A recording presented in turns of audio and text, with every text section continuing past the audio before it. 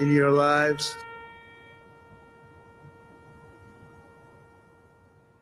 Thank you, Mr. President. And are we up on the streams, Ken? Yeah, I just got us up there. So if you were watching the stream, Ken had an extra little touch for his Freedom 13 members on the flag behind him that Mark Schmitz himself gave to us. Yeah. So can we hear J.D. Vance from the Arlington National Cemetery commemoration? By the way, commencement was the word I was trying to think of. I was going to say that, yeah. But here was J.D. Vance's comments at Arlington National Cemetery. This is a sacred place, an eternal resting spot for our nation's sons and daughters. We gather in solemn commemoration of their sacrifice and the sacrifice made by all those who gave up their lives in service to our beloved country. In 1915, President Woodrow Wilson laid the cornerstone of the memorial amphitheater we gather in today.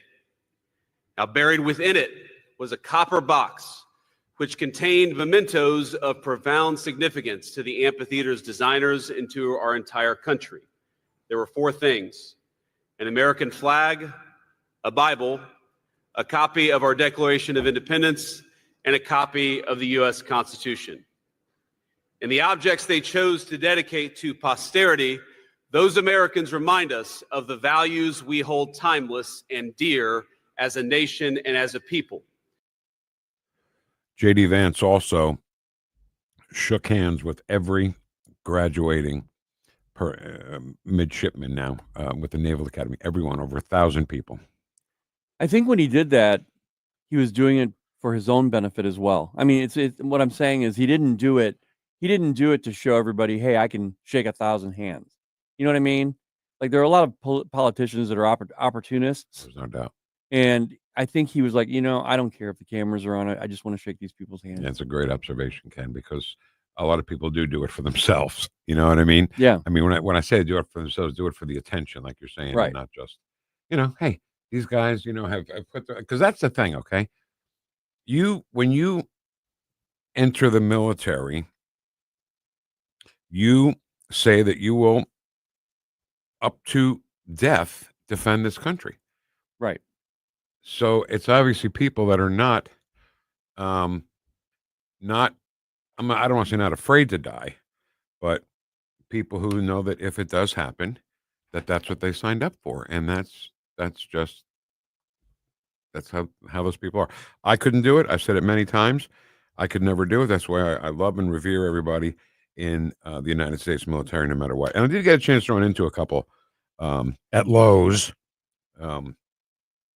Saturday, I think it was, or Sunday.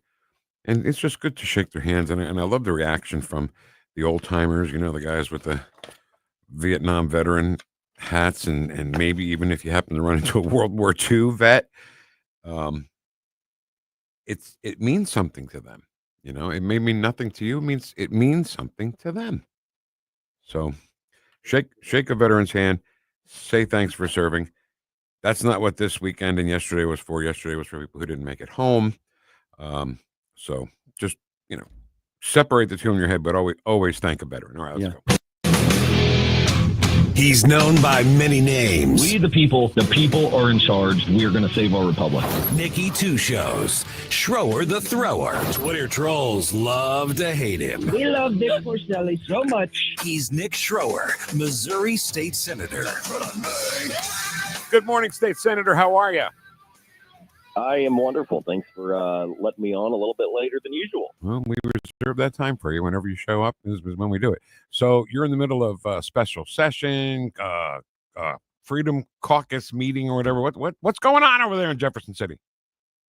Well, we are going to hear from the governor today, I think, here shortly about a special session that he's going to call in starting next week. And the Senate caucus, the Republicans got together today, and I'm glad to hear. I'm finally glad to hear in all of my years in being in politics, local politics in Missouri, that we actually want to start cutting taxes, because even though the governor is trying to create a package which would provide some tax cuts and tax relief to billionaire team owners, the majority of the Republican caucus in the Missouri Senate is saying, whoa, let's pump the brakes here. We're all about keeping these teams and keeping the money that they're generating in the state of Missouri. But what about the little guys? What about the mom and pop shop owners? What about the single mom, the blue collar families that are not allowed to go to these games because they can't afford it? So we're trying to create some sort of mechanism where we can one of three things, and I would love to see all of them, but I'm a greedy conservative. We've been talking about personal property tax reform. We've been talking about income tax reform or initiative petition process reform, and hopefully we can come together next week and debate some of these things, and hopefully keep these teams, but also keep more money in your pocket if you're just a hardworking Missourian. So you took a trip to D.C., didn't you? Yes, that was as soon as I got off the phone with you last week. I packed up and went to D.C., spent a lot of time with some guys that we know, Will Scharf, Missourian, Alex Meyer, who has played an integral role in Missouri politics for many years. He's now in the Trump administration. We got photobombed by Pam Bondi, but myself, Tim Jones, Senator Jill Carter, and Representative Jim Murphy were the ones that made this trip. And we learned a lot. We got together with a lot of leaders in other states. We had the majority of the states that were represented there at this ALEC convention, the American Legislative Exchange Council, talking about things like tax cuts, talking about things, especially with the Senate leadership in Kansas, talking about this special session that we're going to be dealing with. But yeah, it was a very, very cool trip. We got to learn what the Trump administration is doing, trying to give more power back to the states pursuant to the 10th Amendment. It's like all of a sudden we have an administration that has read the Constitution and realizes that the overgrowth in bureaucracy, the overgrowth in the federal government is not constitutional. So from the Department of Education and many more things, getting that power back to us. We spoke with those guys about the recent storms back in March and then the tornadoes here a couple of weeks ago and some of the disaster relief. And one of the questions that a lot of people have on social media right now is, well, wait a second, why can't we get FEMA to authorize all these funds? Why can't we immediately write a check to all these property owners in the city of St. Louis? And it's a good question, but an interesting response. And the Trump administration right now is grappling with the Biden administration's expansion of FEMA and how that's going to be applied in the city of St. Louis. Look, some of these buildings, a lot of the buildings in the city of St. Louis that were damaged were vacant, and you should have been torn down to begin with. So it's strictly adhering to what FEMA under the Biden administration has wanted. You would have to rebuild those things exactly how they were before the storm. And that's going to be a predicament. We don't want these brand new half-built buildings that are going to be taken over by the drug cartels and human traffickers once again. So working with the Trump administration and the leadership here, the Kehoe administration, that's what they're trying to iron out right now. But they have sent National Guard in.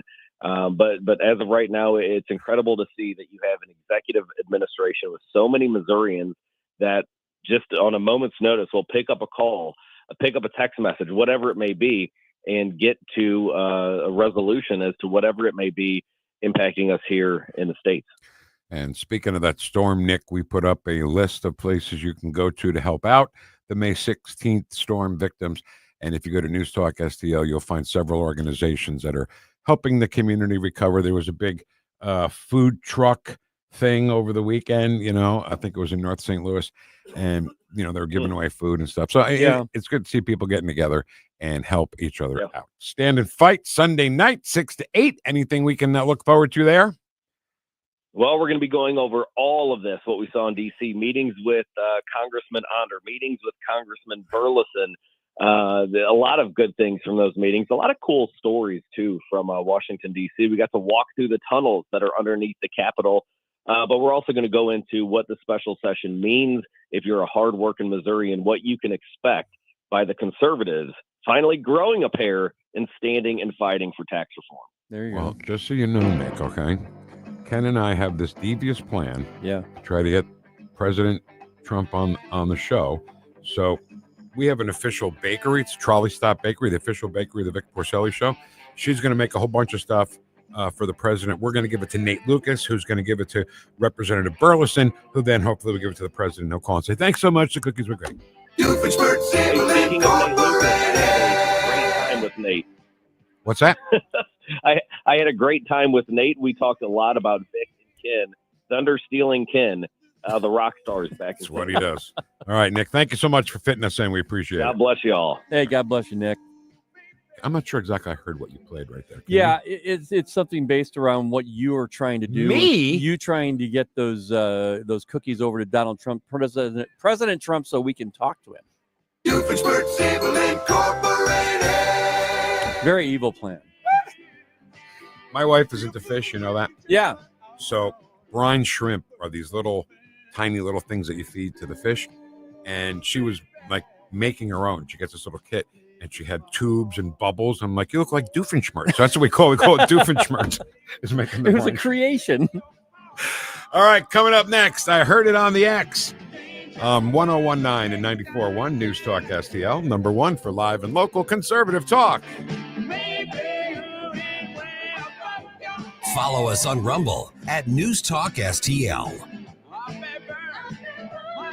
The Vic Porcelli Show. My focus is just stay focused. The Vic Porcelli Show on NewstalkSTL. It's a brand new year. Tim Jones will tell you about the brand new things happening at The Hideout, famous for the Sunset Patio, 50 big screen TVs, live music and events, a fantastic game room, and of course, the food. The Hideout has a brand new menu featuring their world famous wings, the best handcrafted burgers, new items like the signature Sunset Dip and Dave's Chili, and a second location at Sugar Creek Golf Course in beautiful High Ridge. Experience the Hideout while enjoying a round of golf. Come in for lunch or dinner. The new 2025 Hideout, hideoutsportsbar.com, hideoutsportsbar.com. We'll definitely see you there. Start your summer with a weekend showdown. Shohei Ohtani and the Los Angeles Dodgers roll into Busch Stadium June 6th through the 8th.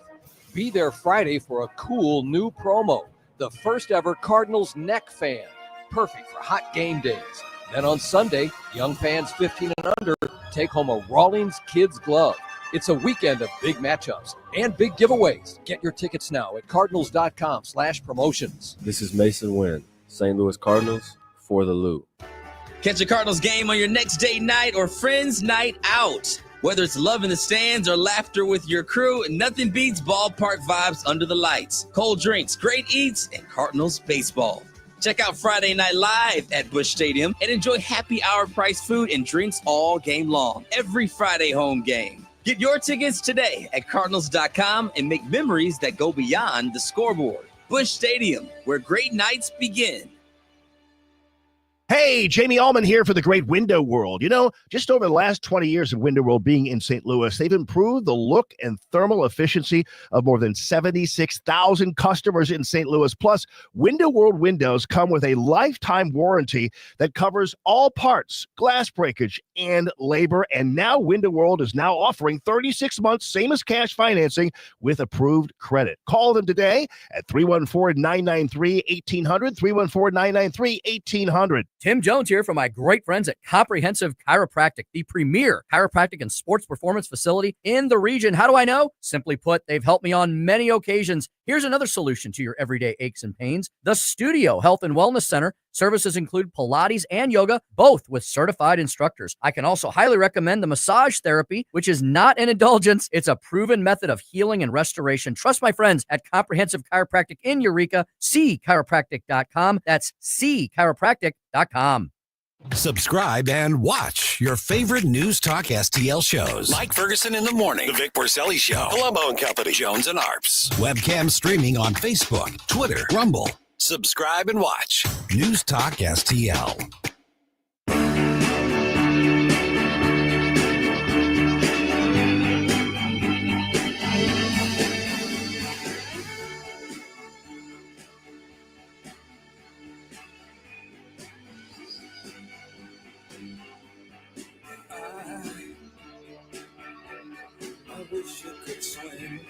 Talk lines are open now at 314-912-1019.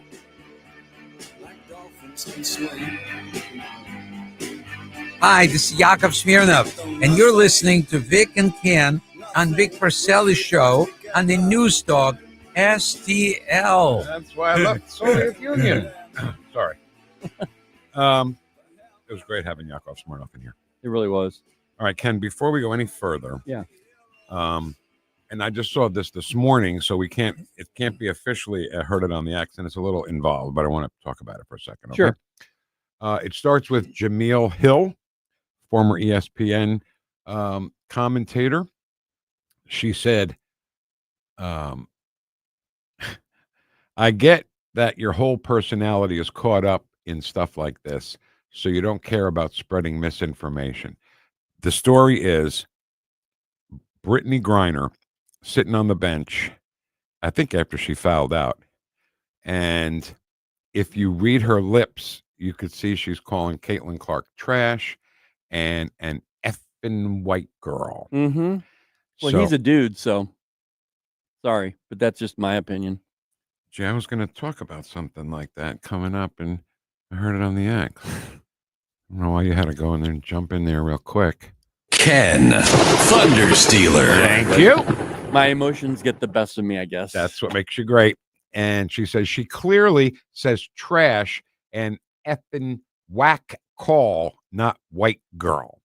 She says white girl. If you read her lips, the shape of her mouth, she's saying girl. I'll have to look at that. I not didn't see that clip. Yeah. But carry on with your grifting ass, she says to Riley Gaines. Mm. So Riley Gaines says, she says, good to hear from you. Grifting, LOL. I didn't ask for the platform I have. I simply said men and women's sports is wrong, Right. which you, as a self-proclaimed women's sports enthusiast, have yet to do. So I'll ask directly, do men belong in women's sports? Silence is an answer, by the way. That's great. She's great. Riley Gaines is just great. And, And she didn't ask for that platform. She was given that platform because of what happened to her. Right, exactly right. And I'll say it again. When I first heard of Riley Gaines, it's got to be Rowdy Gaines' daughter, right? Former Olympian. Of course. It's got to be Rowdy Gotta be Riley. right. Nope, no relation whatsoever. At all. All right, it's time for something we call I Heard It on the X.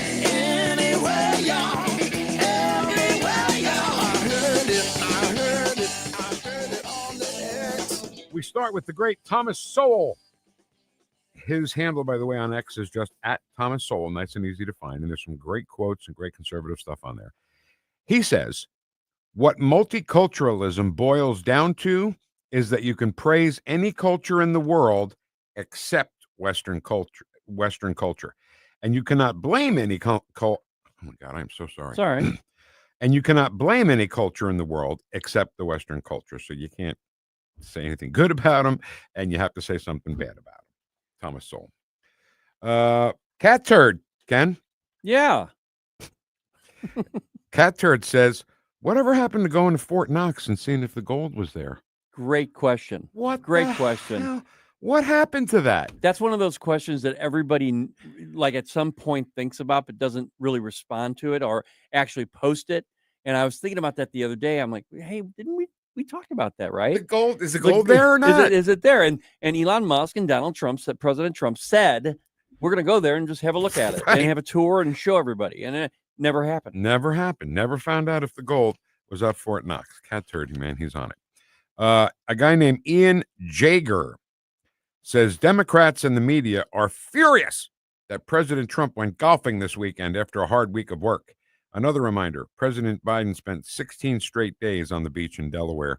They said nothing. And can I go further with that and say that 40% of Biden's presidency was on vacation? 40%. That's 535 days. Ken, now that we know what we know about his presidency and that he wasn't running things at all, right? Doesn't it make total sense? Get him the hell out of here. Send him to the beach in Delaware. Don't just get out. We'll take care of it. Well, that and considering we also know that possibly cancer was in his system when he first became president. He might have been taking chemo on those days off, and we didn't know about it. I mean, that was a great. I think you mentioned that actually. Well, I because we used to say, hey, are they juicing him up for speeches and debates and stuff? Are they juicing him up with some kind of, I don't know, steroid or something to keep him awake? Because there was a little like mark, when you get in the hospital, there's a little mark when they put the IV thing in you. Yeah. And we were like, oh, I wonder if they're juicing him up. Now, maybe that was a chemo. We don't know, Mark. And we'll never know. I mean, think about how much we didn't know and how much they're not going to be forthcoming to tell us. You know what, Ken? You know the worse than Watergate thing? Everybody said Trump colluding with the Russians was worse than Watergate. Every time Trump gets up, oh my God, that's worse. He woke up this morning. That's worse than Watergate. Worse than Watergate, yeah. The Civil War. Well, guess what? Jake Tapper said that what happened in the White House during Biden's term may have been worse than Watergate. No, I don't think. See, that's what I have a problem with. I know what you're talking about there, but I have a problem with that. It was worse. Everything about this presidency of the Biden administration was worse than Watergate. Everything. I don't disagree with you. I just found it odd to hear Jake Tapper say it. That's pretty interesting. The guy who said on Joe Biden's inauguration day, our long national nightmare is over. Right. Hated Trump. And now that he found out exactly how crooked the Biden administration was, it's worse than Watergate. Well, guess what, you jackass? You should have said that while he was still in office. And referring to that comment you just made about him, what do you think? Do you think that he's just such a weak-kneed person that is such an opportunist that he's changing, putting his finger in the air and feeling the wind and changing course just because it's good for him to do it right now? This is what I'll give for Jake Tapper. He had to fall in line, or else he would have been ostracized by the left for not doing anything but just saying Donald Trump's a terrible person and this is worse than Watergate and all that crap. So he had to fall in line, and now he can't get away from it. That when he wrote that book, we knew we were right for 4 years. On everything we said about Joe Biden, we were right. And now all of a sudden it's worse than Watergate. It's also full of stuff. Okay. Okay. So listen. Yeah, go ahead. What? No. Why did he have to fall in line? Because he could have quit. I'm just saying. Okay, if he really, okay, I've been in situations where I've walked away from something that I really, really wanted, but I had to because of certain things. I just feel like if he really felt true to that, then why did he stay in there? Did he just really have to coalesce behind them and eat that for how many years?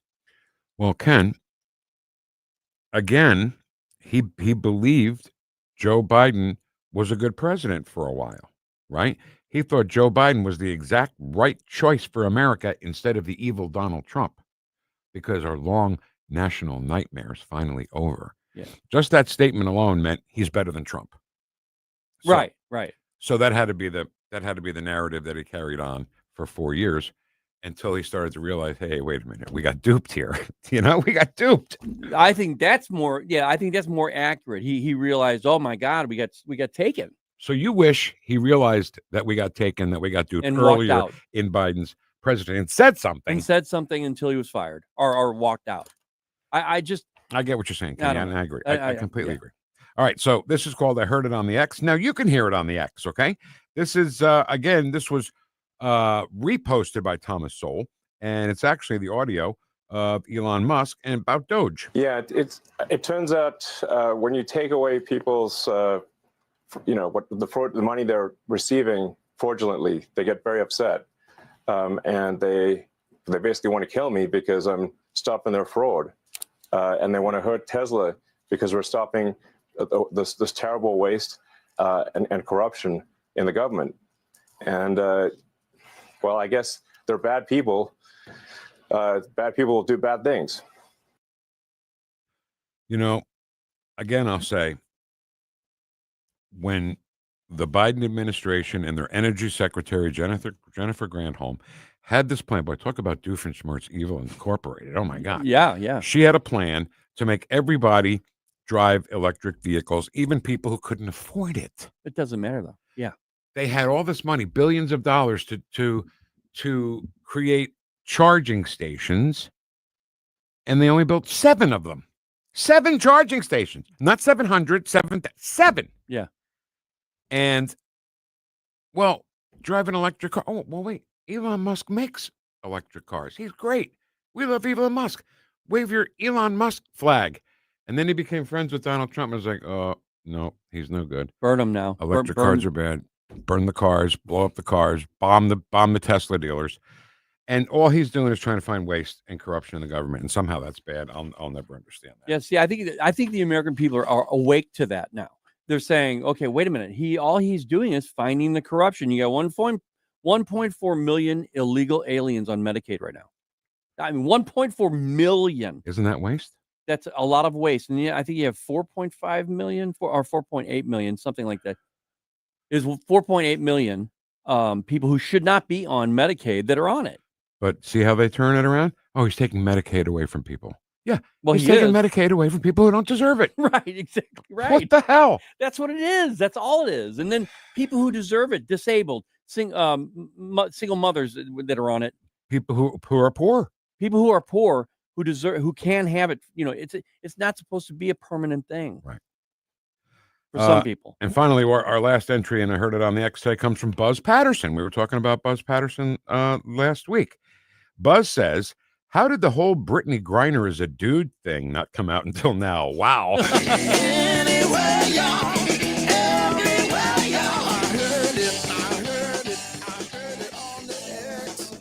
Yep. I mean, when Brittany Griner first came back from Russia and he was running around with his shirt off with the tattoos on, and I kept saying, well, that's a guy. And they'd say, shut up. Shut your mouth. You shut your face. You misogynist, whatever you are. Ken's talking about this video. Whatever. It's around a pool, right? He's people are swimming in the pool, and he's shooting hoops from across the pool and landing them. And he has no shirt on. And I mean, I had bigger breasts. It was a dude. And then when he started talking, hey, how you doing? Yeah, I'm Brittany Griner. How you doing? I'm Brittany. Brittany. Sure, you're Brittany. I know that the Democrats tried this with Joe Biden to make us see things that we didn't see and hear things that we didn't hear and deny things that we heard and saw. Mm-hmm. But man, I got to tell you, I'm gonna speak it out as soon as I see it, and that's what I see as a guy named Brittany Griner. Sorry. And let's keep in mind, we traded him for the Merchant of Death. We gave the Merchant of Death back to Russia. Right. That's why I left the Soviet Union. That's why Yakov left Soviet Union. That's why. All right, coming up next, the anniversary of George Floyd's death was over the weekend. We'll talk to Maryam Henein. Yeah. She has a book called Operation George Floyd, a multi-layered psyop exposed. That's next on 101.9 and 94.1 News Talk STL. Welcome home.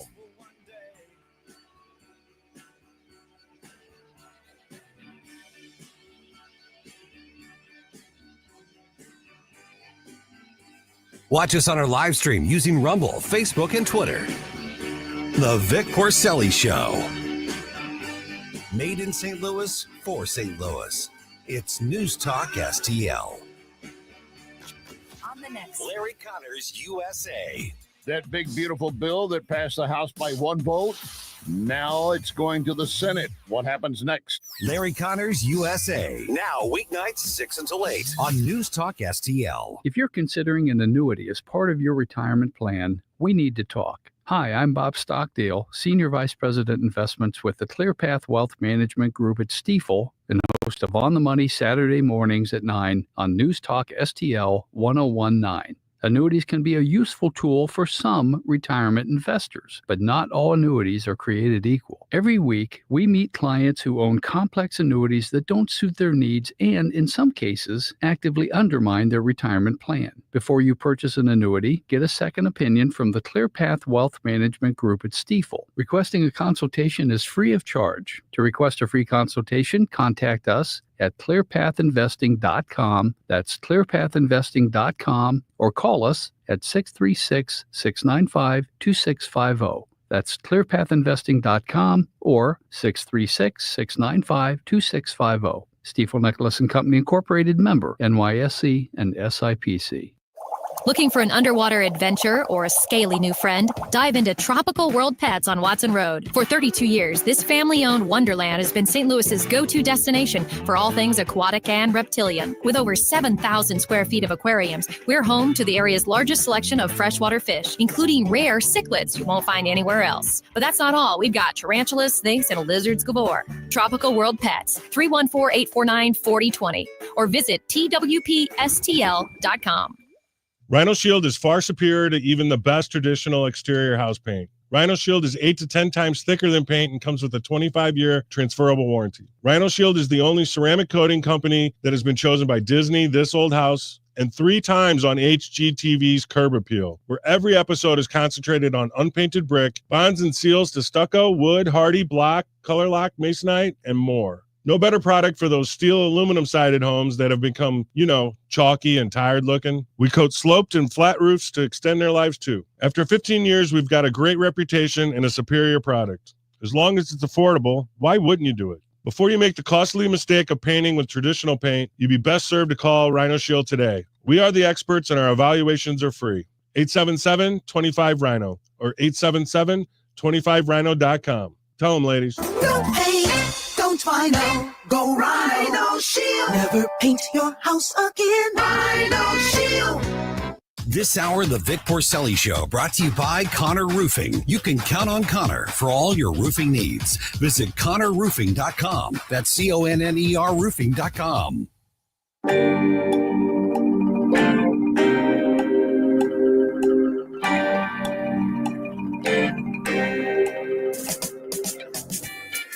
Talk lines are open now at 314-912-1019. Hi, this is Jefferson County Councilman Billy Crow with a reminder to check out our new show, Jeffco Patriot Radio, this and every Sunday at high noon. Now, back to the Vic Porcelli Show. Hold on, everybody. Ken's got to show off a little bit. Sounds great. Thanks, man. See, now I love this song so much. Hey, let me tell you something. Don't you cramp me style. Don't you queer me pitch. Thank you very much. Kenny Williams, everybody. All right, let's get down to business here. Stop screwing around. All right. Let's talk to Maryam Henein. Now I'm concerned if I said your first name right. Did I say your first name right? You sure did. How about that, Maryam Henein? Great to have you with us. And I know we're going to talk here about Operation George Floyd, a multi-layered psyop exposed, which we'll talk to in a second. But I just have a personal question. Why do they call you the BeeLady?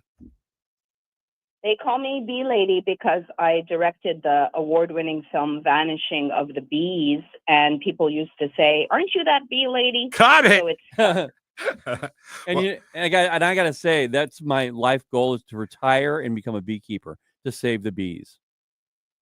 well, watch Vanishing of the Bees.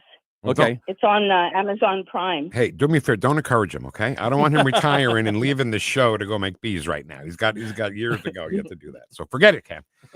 All right. So over this past weekend was the 5th anniversary of the death of George Floyd. And I got to tell you, Maryam, we went into great detail on Derek Chauvin and how he was holding him down right out of the police handbook. There was a drawing in the handbook doing exactly what he said. And the reason why they could not acquit him was because they didn't want a riot in Minneapolis. That's not justice. Well, it was a sham show trial. What can I say? It was, if anyone, I covered the trial every day for Activist Post. And if you were watching the trial, you would think that Derek was winning. And when the 3 federal officers were on trial, that it got hardly any coverage. It was like the police manual was on the stand. And this is multi-layered because on one layer, it was the duty to intervene exercise that they played out.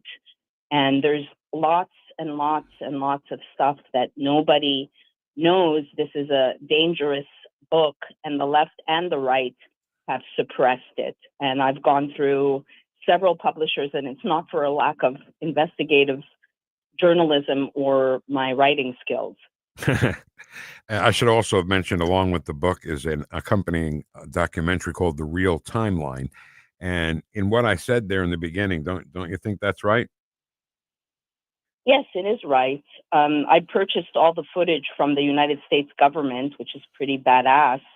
And the film came out before the fall of Minneapolis, a year before. It's edited by Sean Hibler, and it's a pretty awesome movie that they also can only get on my website.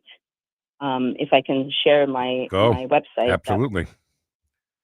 So it's Maryam Henein, M as in Mary, A-R-Y-A-M as in Mary, H-E-N as in Nancy, E-I-N as in Nancy.com /George Floyd book. There's only about 220 in circulation.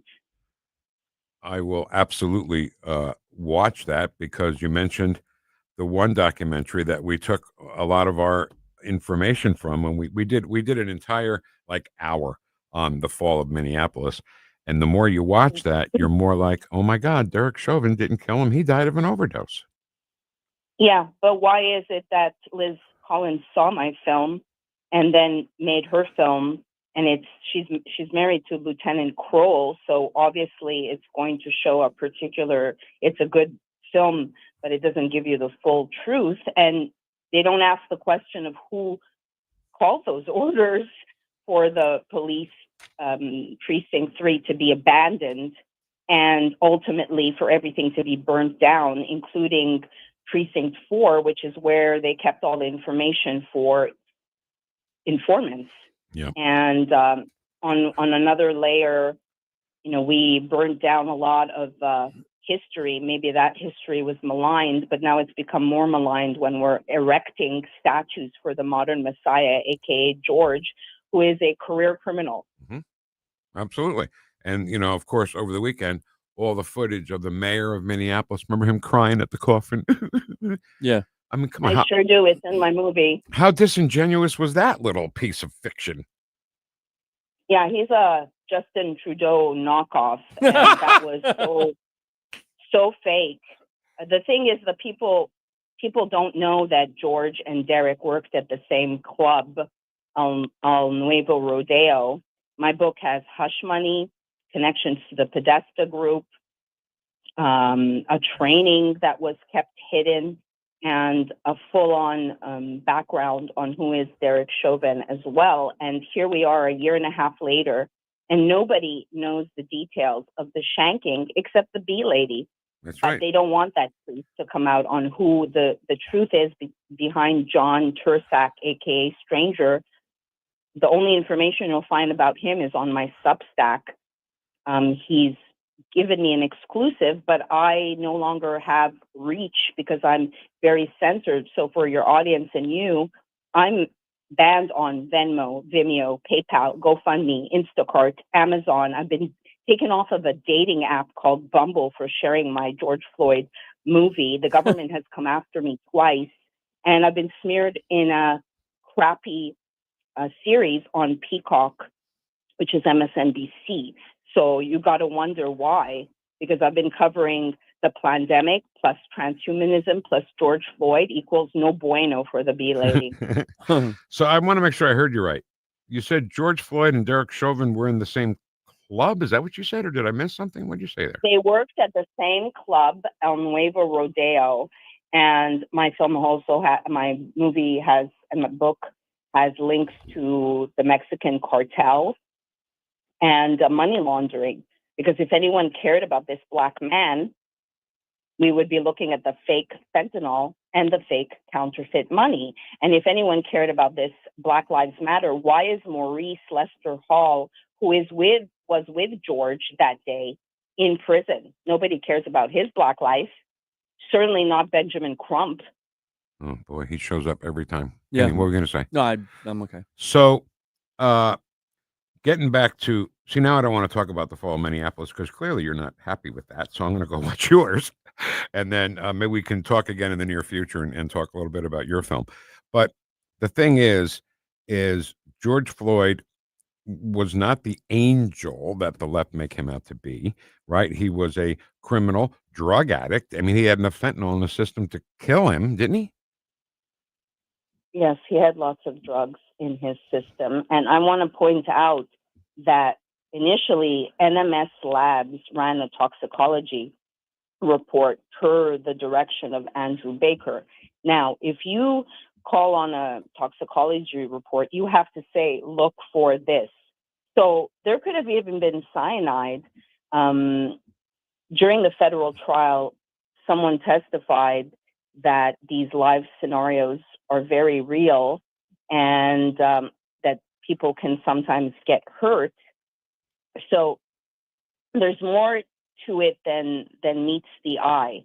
They wanted people to think that this was about race. It had nothing to do with race. Did you know that he was with two other people that day, George? Did you know that he went to Cup Foods twice that day? And why hasn't anyone mentioned the epicenter, which is Cup Foods, and who are these Palestinian brothers? So again, all of this is in the book, and the movie has footage that no one has seen, and the Fall of Minneapolis chose not to put that footage in there because they're still showing one layer, not the full-on layers of this operation. See, Maryam, that's the thing I think we need to focus on here today is there are people out there who've heard the stories of George Floyd and heard only what the mainstream legacy Pfizer media says about George Floyd. But now you're saying a completely different thing. And I think that people need to hear what are a couple of things that they're going to find in this book and in this film that they just will be like, oh, I didn't have any idea about that. One, that the persona of George Floyd is based on 3 different people. That's one thing. I bought all the mug shots of George Floyd. He was 3 different The people? fact Is that what you're saying? Correct. 3 different names? They used 3 different people. One of them was a George Floyd. The other one was a Floyd George. Wow. And another thing is, you know, like I said, the fact that they worked at the same club, and who is this Maya Santa Maria, who conveniently sold her building right before it got burned down. And what was the relationship?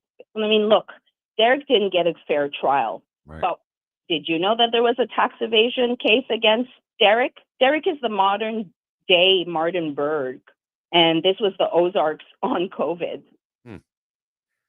I know. I watched a lot of that trial, and I don't know. After watching The Fall of Minneapolis, can we agree that they didn't acquit Derek Chauvin just because they didn't want to have a major riot in Minneapolis?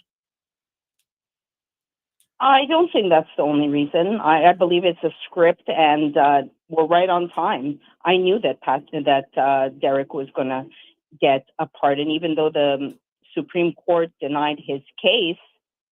I mean, what do you know about Derek? Do you know that he was in Germany? Do you know that he trained with the School of Assassins?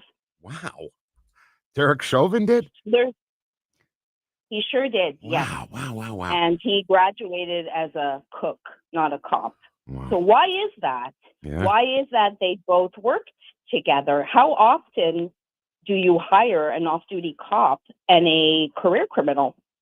To both be, what were they, both bouncers, both security? Were they security for the club?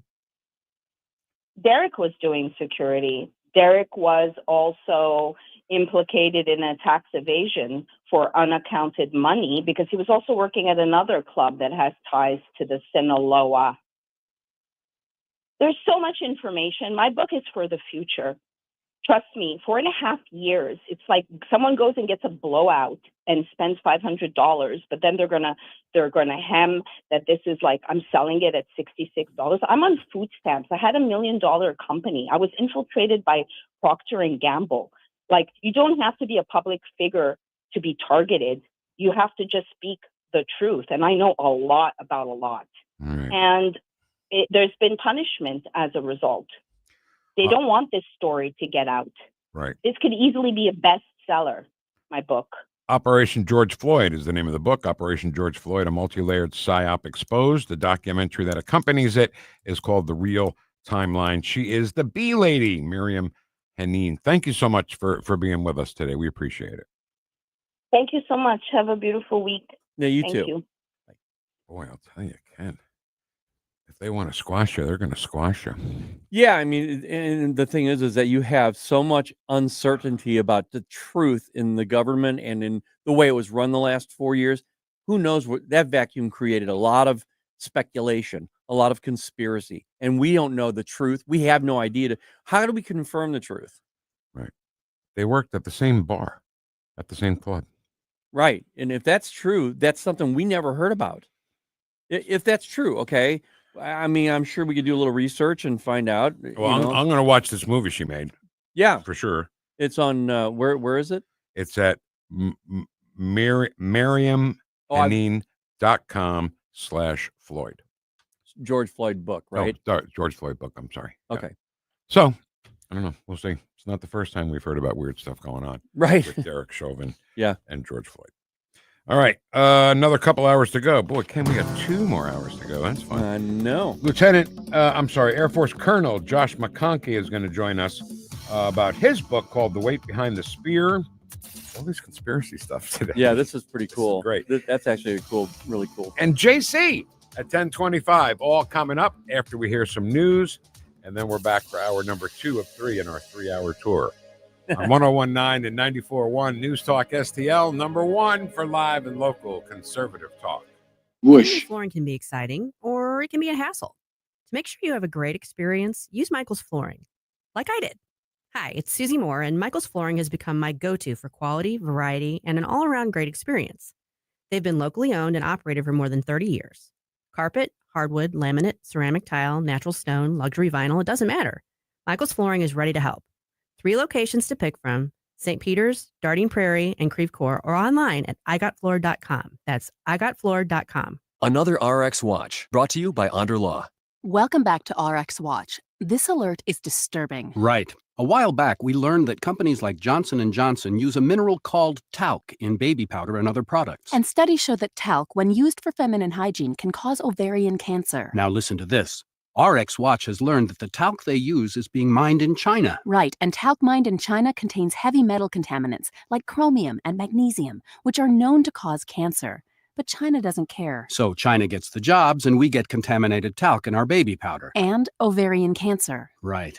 With their specialized tests, the medical team at Onder Law can help you know if your ovarian cancer was caused by talc. Onder Law has helped women for years with free and confidential consultation. You need to call Onder Law's pharma attorneys at 1-800-RX-WATCH. Call Onder Law at 1-800-RX-WATCH. That's 1-800-RX-WATCH, or go to rxwatch.com. The choice of a lawyer is an important decision and should not be based solely upon advertisements. Hey, firearms enthusiast, looking for a family and veteran-owned shop with a wide selection of products and services? Head to DG Firearms, 115 Business Highway 61 North in Bowling Green. DG Firearms has been your one-stop shop for custom ARs, Cerakoting, laser engraving, gunsmithing, suppressors, ammo, and reloading supplies. DG Firearms, 115 Business Highway 61 North in Bowling Green, and online at dgfirearmsllc.com. KLGY HD3 Clayton, K270BW Belfast, KNBS Bowling Green. This is News Talk STL at 1019, 94.1, and always streaming at newstalkstl.com. News this hour from townhall.com. I'm Rich Thomason. Wall Street was already flying high this morning. This could help boost it even more. Consumer confidence, measured by the Conference Board, rebounded this month following 5 straight monthly declines. The latest Russian attack on Ukraine could be the last straw for some congressional Republicans demanding the imposition of harsh sanctions on Russia for its devastating drone and missile strikes, the largest such assault of the war so far.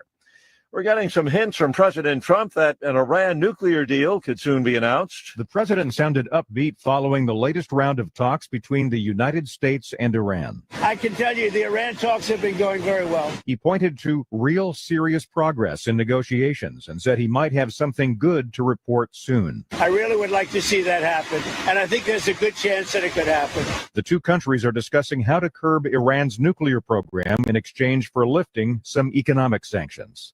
Greg Clugston, Washington. The president says the Senate and House leadership have been working together, working to build Republican support for that big, beautiful bill. John Thune and Mike Johnson have done a fantastic job. They've been working together all the way up, so hopefully that'll be fine. The president expects the Senate to make some changes to the House bill. Some will be minor, some fairly significant, according to Mr. Trump. Almost 50 people injured, 11 still hospitalized in Liverpool, England. British police have said an incident in which a minivan hit crowds celebrating Liverpool's soccer victory is not being treated as terrorism. Merseyside police said a 53-year-old man, believed to be the driver, has been arrested and they're not looking for anyone else. And that's correspondent Karen Chamis reporting from London. Watching Wall Street, the Dow is up 520 points, the Nasdaq ahead 351. More on these stories at townhall.com. Mike Gallagher here, host of the Mike Gallagher Show. If you know me, you know I only put my name behind people and companies I trust. When it comes to mortgages, I trust Mike and Brian at Fellowship Home Loans. They're not just friends. They've done loans for me, my family. I've seen firsthand how they treat every client like their family. And these days, that personal touch really matters. With the cost of everything up, you might be looking for ways to free up cash. Maybe you're thinking about a cash out refi or HELOC to finish some home projects, consolidate debt, or just get ahead financially. Fellowship is a full-service direct lender, not a broker. They cut out the middleman. That means faster decisions, fewer fees, and less stress. Whether you're buying your first home, downsizing, or refinancing to get some breathing room, they'll tailor fit the loan to your life. Get started at fellowshiphomeloans.com/MikeG, fellowshiphomeloans.com/MikeG, or call 800-510-MIKE, 800-510-6453. Fellowship Home Loans, mortgage lending by the book. Nationwide Mortgage Bankers, DBA Fellowship Home Loans, Equal Housing Lender, NMLS number 819. This hour of News Talk STL is brought to you by Stifel, serving investors for over 130 years. Contact your Stifel financial advisor at stifel.com. That's STIFEL.com. From the Michaels Flooring Outlet Weather Center. A few spotty light showers out there this morning, but we're looking dry this afternoon. Still cooler than normal with the high today at 72, despite some breaks in the clouds. Another round of spotty light rain possible tonight and early Wednesday. Again, not a big deal, down to 58 for the low. Then Wednesday afternoon looks mainly dry, a little warmer at 75. Rain chances a bit higher Thursday, and then we kick off a big warming trend from Friday into the weekend. That's your first alert forecast. I'm meteorologist Matt Chambers. This hour, the Vic Porcelli Show, brought to you by Proctor Drapery Blinds and Shutters. Proctor, spelled like doctor. ProctorDrapery.com. Vic Porcelli. Come on, you're Italian. You understand. Every day is a busy day all of a sudden. You talking to me?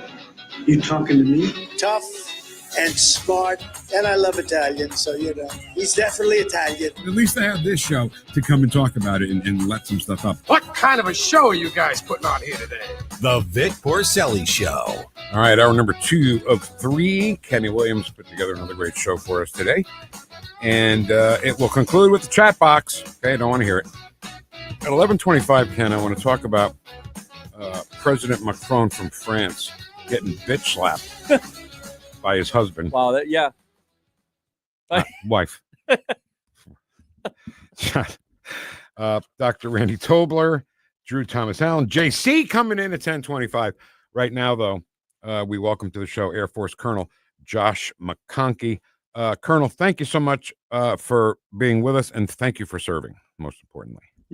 Yeah, thank you very much. I appreciate you having me on the show. Absolutely.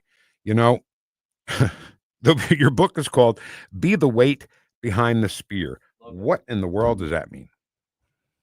So being the weight behind the spear, that's my personal leadership ethos. I've been very fortunate to work with some special operators and the tip of the spear, people jumping out of helicopters, taking out bin Laden. I can't do those things, but I can be the weight behind the spear. And that's really what I'm asking all Americans to do, is engage their communities and be the weight behind America's spear. Okay, so you're also a doctor, and we heard, ironically and coincidentally, one day after the Robert Joe Biden conversation audio was released, that Joe has prostate cancer that's metastasized to his bones. Was there any, when you saw that the day after the tapes, were you like, wait a minute here, he didn't just get this cancer in 2 days, right? Well, you look at, first off, I have not examined the president. I have not seen the medical records, but having worked as a physician for over 20 years, I was a Duke professor. I deal with a lot of these types of complications of, metastatic cancer. And a disease process, when you talk about stage 4 cancer with a Gleason score of 9, that generally takes 5, maybe even 10 years to develop. Even if this was a super aggressive cancer, he clearly had this while he was president. And they never told us, I mean, people are like, well, HIPAA laws, and I'm like, I'm sorry, he is the commander-in-chief. Yeah. We need to know if the commander-in-chief has cancer or not. Well, the real question would be, with that type of cancer that's spread and has become metastatic, if there was any involvement of the brain, that very well could explain some of the cognitive decline that he had. Only him and his doctor and probably some close people would know whether he had that exact issue or not while president, but it begs a lot of questions, and Americans need answers. Our guest is Air Force Colonel Josh McConkey, also happens to be a military physician, and his book is called Be the Weight Behind the Spear. Now, you're a military physician. You must have seen it all, looking at soldiers, Marines, everybody in the military, right? Yeah, I served in Iraq in 2007 and had flown medevac, did some trauma shifts. I did one air assault, and it was the craziest thing I have ever done by far. Tell us how. Why? Well, you get into a helicopter with 45 CAV scouts at 3 o'clock in the morning. Everyone's wearing night vision goggles and all the guerrilla tactics. Boy, everyone is really tired of the IEDs, the improvised explosive devices and snipers. And they've got a target at 3 a.m. You drop these guys off, and then all hell breaks loose with tracer fire. One helicopter in front of us lost an engine, and it was I saw my life flash in front of my eyes. There was about 30 seconds there where I thought we were going to get shot down by a bongo truck that had a 50 cal on there, but the guys on the ground got to it first. So this is part of the surge in 2007 when they were shooting down helicopters. So they shot down 8 helicopters in 2 weeks. I thought I was probably going to be one of them. Wow.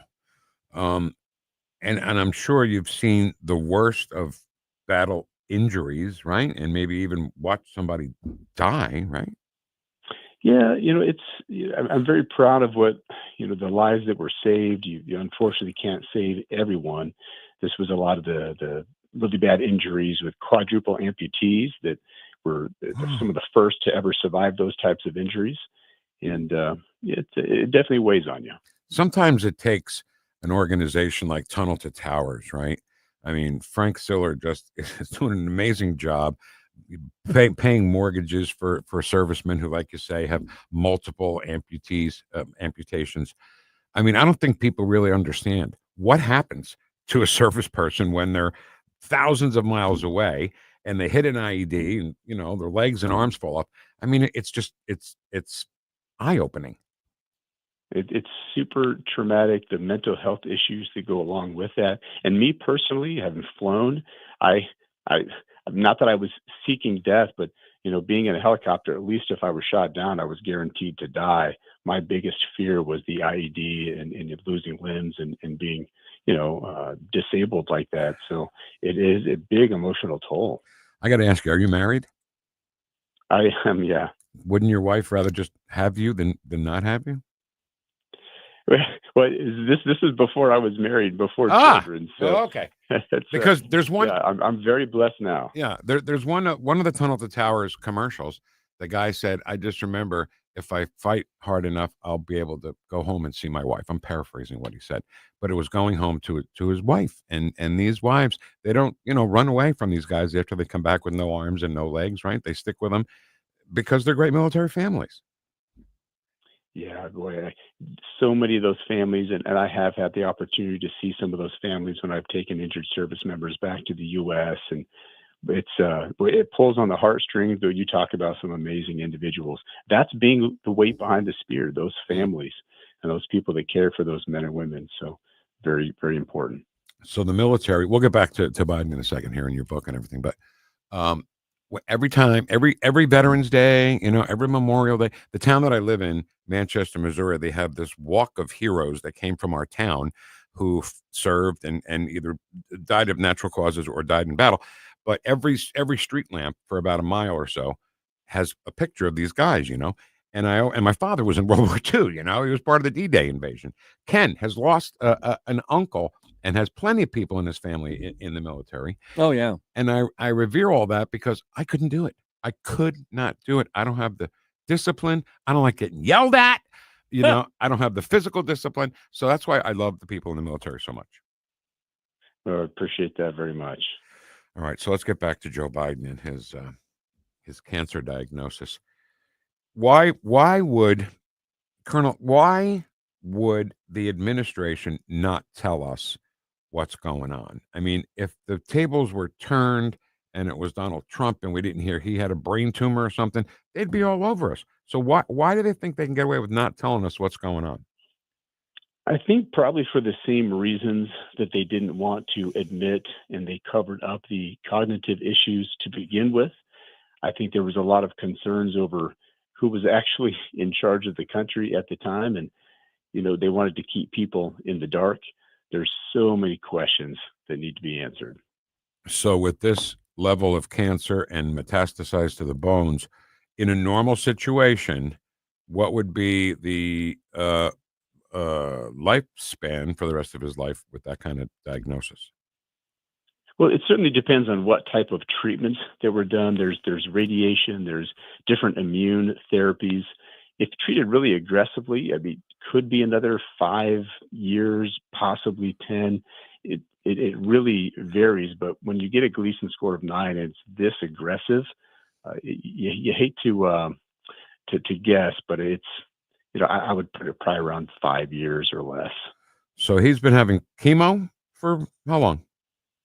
Well, I don't know what treatments they have. They have not disclosed that, and I have not been able to read the medical records. So I don't think they've officially announced what they're doing for treatment. I think that's the problem. Yeah, Colonel, that's the problem that we're all having, is that they're not telling us things. In fact, I'm talking to somebody right now on one of our streams, our chat box, and they're saying, some of the stuff with not you, but another guest we had on, is this stuff real? Is this stuff factual? And I'm thinking, yeah, but the vacuum that's created with information creates people's speculation, and that's what's going on right now. I think if they did let us know exactly what was going on for treatment and more in that diagnosis, I think we would be able to infer a lot more, and it probably would upset a lot of people knowing that this was going on while he was carrying the nuclear football, for the United States. It's very, very concerning. Yeah, it is concerning, and we're learning now that the administration covered up for him, the media covered up for him, and finally, Jake Tapper had the guts to say this may be worse than Watergate. And they said a lot of the stuff about Donald Trump was worse than Watergate. So I was shocked to hear that from him. I have not got to read. Have you read the book yet? I'm dying to read it. No, I have not. I am too. And when you read it, though, here's what's going to get me mad about reading that. Yeah, we said that. Yeah. Then. Yeah. Oh, yeah, we said that. Yeah, 4 years ago. Yeah, we said that then. And that we're supposed to believe that Joe Biden got 81 million votes. I don't know. The whole thing just pisses me off, Colonel. Pardon my. Well, I had so I ran a congressional campaign in 2023 and 2024. I lost in the primary, and I had talked about that specifically as a board certified physician. There are clearly some cognitive decline issues, and I know people at Andrews Air Force Base that had flown with him and had some very poignant stories. And I got skewered in the media.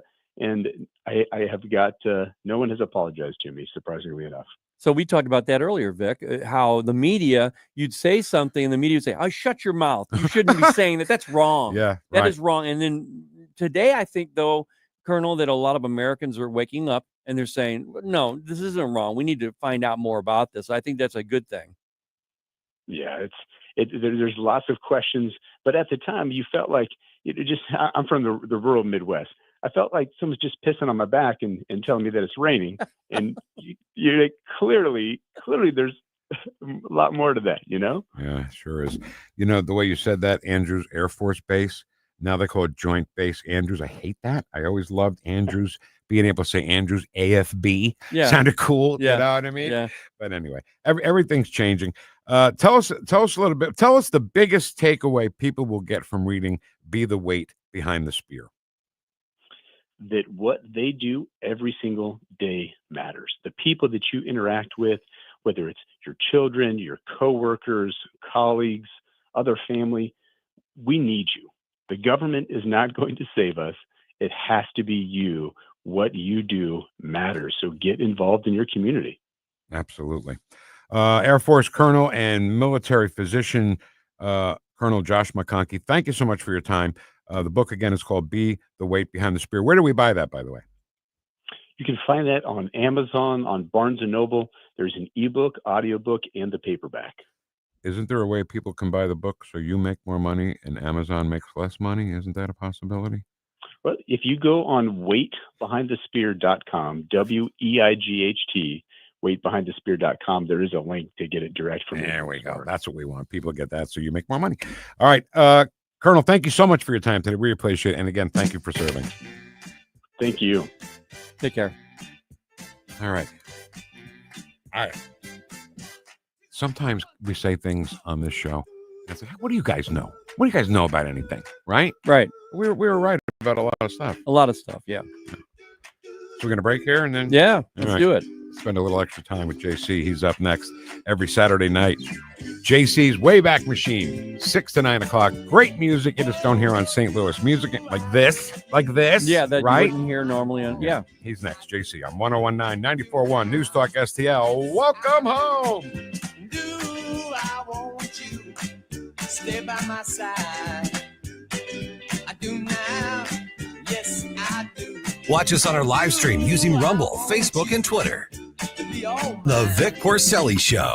Live and be well. Made in St. Louis for St. Louis. It's News Talk STL. This Dr. Randy Tobler segment is brought to you by Advanced Dentistry Now. Doctors Dan Cusimano and Dr. Megan Dwyer, 636-978-0226, or visit them on the web at advanceddentistrynow.com.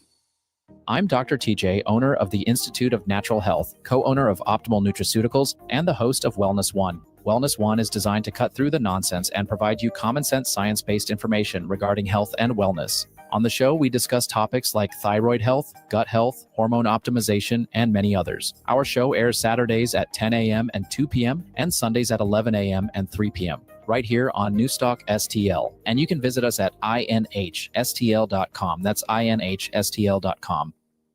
Concerned about the condition of your windows driving up your energy bills? I was too. It's only called STL Windows and Doors. Call today for your free in-home estimate and start saving tomorrow. 314-277-5952 or stlwindowsanddoors.com. Tony Colombo here for Gutter Pros, your all-in-one gutter service team that brings years of experience and quality that's affordable right to your doorstep. We discovered Gutter Pros a few years ago when we bought our home and inherited a gutter issue that was on the road to becoming a potentially big problem, but thanks to Gutter Pros was stopped before causing any major damage. They've also repaired the siding on our home because along with gutter repair, gutter installation, and leaf protection, the Gutter Pros are also the best for siding repair and installation. Learn about all the ways Gutter Pros can help your home at gutterpros.com. No big old corporate lib AM station telling us what to say here. Conservative talk for St. Louis. This is News Talk STL at 101.9, 94.1, and always streaming at newstalkstl.com.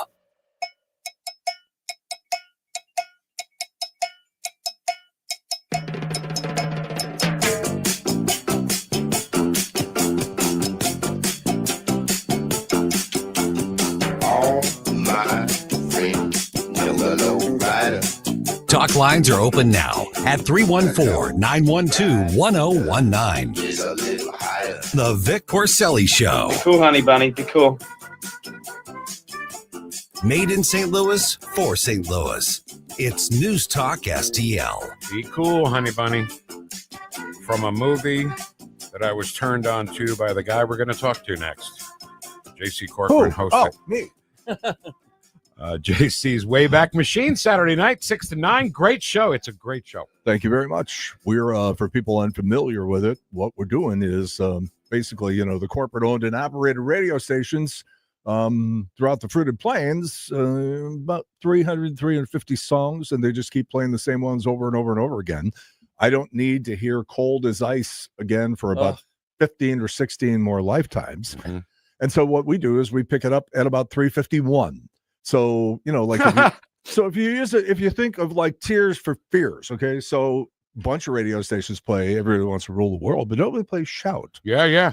So that's what we do. We just basically take these songs that everybody knows, everybody loves. You go to a concert, they start one of these songs, and everybody jumps to their feet. They love the song. They recognize it immediately. But a lot of these songs, they simply don't make that 350 song cut. And so that's what we're doing. We're taking those songs, we're playing them, plus a healthy dose of pop culture. Lots of old little sound bites. At one time, you remember, before the digital age, I had 9 VCRs. Yes, you did. I had 9 VCRs, and they were always running, recording something. And I had all of those tapes, guys. I had like literally boxes and boxes in the garage. And over the last year or so, I started digitizing everything. So you might hear like a little newscast clip from Deanne Lane or Dick Ford or something like Wow. that. You'll Love hear that. might hear an old Glicks commercial, or something from Crestwood Plaza, the Ultra Mall, all that sort of stuff. So we throw all that stuff in between the songs, and then once in a while I talk. Huh. Well, you mentioned something real quick about the commercials. When you were on with us originally on the phone, you mentioned with me and Mr. Guy. Yeah. Advertising. Yeah. That was so funny. You meant it for a different reason, but when I was down at Mizzou, the fraternity brothers, they would come to St. Louis and go to Mr. Guy every single time. It was so funny. That's not something to be proud of. I know that. I know that exactly now. So JC, are there clips from the show, the old show? Did you play some clips from the old show? Oh yeah. There's just little things here and there that you'll recognize. People have already started requesting stuff. That's dangerous. No, it's not. That's good. So listen, because here's something that I thought of actually this morning when I was shaving. Every day at the end of the show, you said, "We've beaten this one to death. Have a good one. See you later. Bye. See you later. Bye." So he Still would say do it that. real fast all the time, right? Right. So that's how the Earth moved in that pace. And one time you said, "Well, we've beaten this one to death." Wait, stop! And I literally fell off my chair because I thought the Earth stopped moving. It was so weird, but it was funny. There's stuff that's going to come back at you on this show. And again, we do it every Saturday night from 6 until 9. And it's been fun so far. We've been on the air about a month, and got another big one coming up. And we just try to keep things interesting.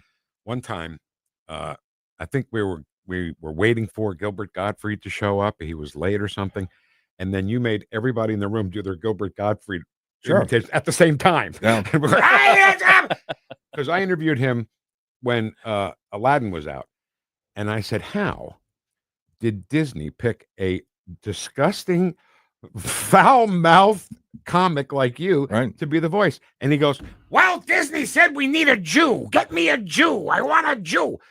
He went on for like 5 minutes doing that. I'll tell you a very funny story about that. Yeah. He was in the Adventures of Ford Fairlane. Yeah, oh my God. Remember that thing? So nice, isn't it? What they do, you go out to California and they sit these people down, and they sit there for 8-9 hours.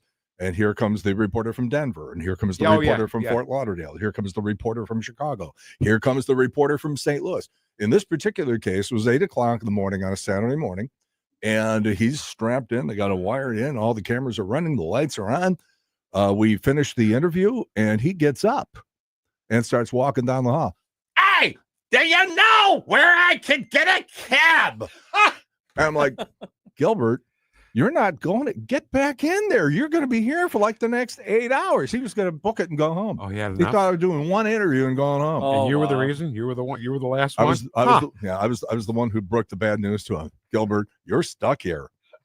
Sorry. Ken used to do that too. Yeah, he used to go do the movie. We were doing a show from the Grammy week, and you're driving me crazy. Sorry, I'm sorry. It's bad. Yeah, it's tell me. Yeah, Vic, he's Go just ahead. spinning a chair That's round what I and do. round and round. But I can't think straight when you're Sorry. doing that. You know those little fidget things they have now? Yeah. The little spinners? Yeah. That's his. I guess. Okay. We might have to have that looked into. Okay. Or me looked at. So go ahead. Is there a staff psychologist or anything? I think so. We have one. So I forgot what story I was telling. I don't know. On retainer. Why am I here? Why am I here? Why are you here? We lost our pal Brian McKenna. Yeah. He sure was an interesting guy. We've had that up since Yeah. the day he died, and we'll take it down. Your vibe attracts your tribe. That was his mantra. And so we're doing this big celebration of life. They're closing down Mackland at Devonshire for about 2 blocks.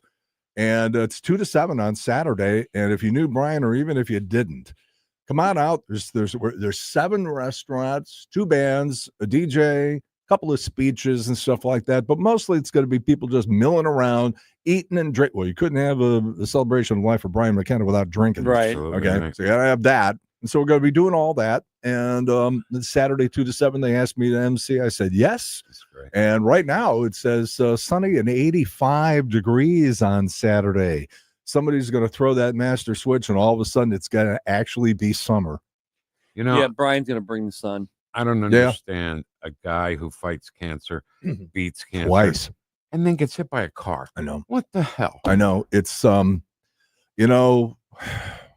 some things just make no sense. And I think most of us who knew him really well were pretty cried out because this happened about 2 months ago. They're pretty cried out. It's probably all going to come back on Saturday, but that's not what he wants. So for people who are going to become emotional during any part of this event on Saturday, I think it's to be expected. And at the same time, I'm going to grab people and say, this is not what would make Brian happy. Start smiling. You're not drinking enough. I so get that. I mean, you know, when I die, I just remember the jokes I told you. Remember the laughs that we had, You know? So 2 to 7 on Saturday. And if you go to my Facebook page, the Showgram with JC Corcoran, I post updates periodically. I know Martin Kilcoyne is going to be doing a thing on Channel 2 tonight at 10:30. That's going to have he's going to have a piece about Brian. I haven't seen it. I don't know anything else about it other than it's at 10:30 tonight on Fox 2. So this is crazy. Brian, I remember the last joke that Brian McKenna told me. Why are Disney World and Viagra alike? Oh, get your finger on the button, ready to go. Because with both of them, you got to wait around for an hour for a 2-minute ride. He actually texted me like a week before he died. And he texted me because you were ignoring me on Facebook and I wasn't happy about it. This wasn't this current round of storms, but before that, it was like storms are coming. And I put on Facebook, I said, JC, I tagged you and I said, Twister Boy, what do you see? And then I hashtagged it, watching the skies. I still have my Twister Boy shirt with watching the sky on the sleeves. Wow. But you didn't answer me. I don't even have one of those. So Brian was like, I saw your thing to JC. He didn't answer you. I live in Florida now. I'm in St. Louis a lot. I'm here a real lot.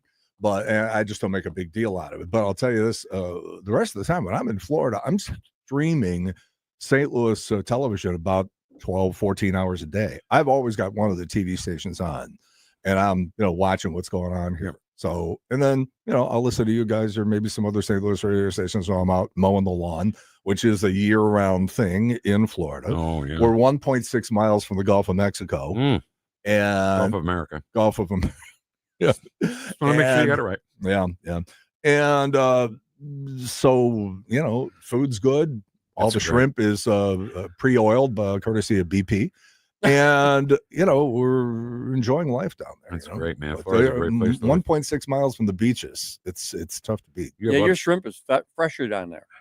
Yeah, well, you know what? That's actually a little bit of a scandal going on because we've already, everybody just assumed, there's the Gulf, the shrimp are down there. It's time to eat some shrimp in the restaurant. Yeah.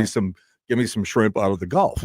We're finding out that even with the water right there, sometimes you're eating and the water is right below you. Yeah. The shrimp isn't coming from the Gulf. It's coming from South America or something. So it's a little bit of a scandal down there. Yeah. But I got to tell you, the hurricane thing, it's so weird down there because people are bailing out. They've had enough. You get home insurance down there, like $12,000 to $14,000 a year just to insure your home. It's crazy. And it has become cost prohibitive for a lot of people. And right around the corner, one of the things that happens when you move to Florida is that you have to find out what your elevation is. We're at 61 feet. Why is that important? Because if you get a 10-foot storm surge, are you going to go under or are you not? So that's one of the things that you learn right away. How high ground are we sitting on here? So right around the corner from us, the last hurricane, I'm talking about, a 10-minute walk from our house.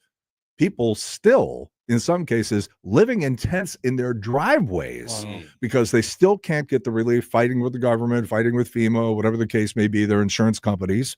And a lot of people, living in trailers and stuff, still, you drive by. And again, this is like 10 minutes from our house. You drive by and it's still like all this, particle board and, drywall and furniture. And so a lot of people just lost everything. Yeah. And there's nothing I could do about it because, again, trying to get the insurance is cost prohibitive. Moral of the story, you can run, but you can't hide. Really, when it comes down to it. Okay. Have you ever lived anywhere else besides St. Louis, Ken? North, not in Missouri still, but not in St. Okay, Louis yet. Vic? Jersey, obviously. Okay, so in the Northeast, you get these incredible nor'easters and ice storms and stuff like that. Yep.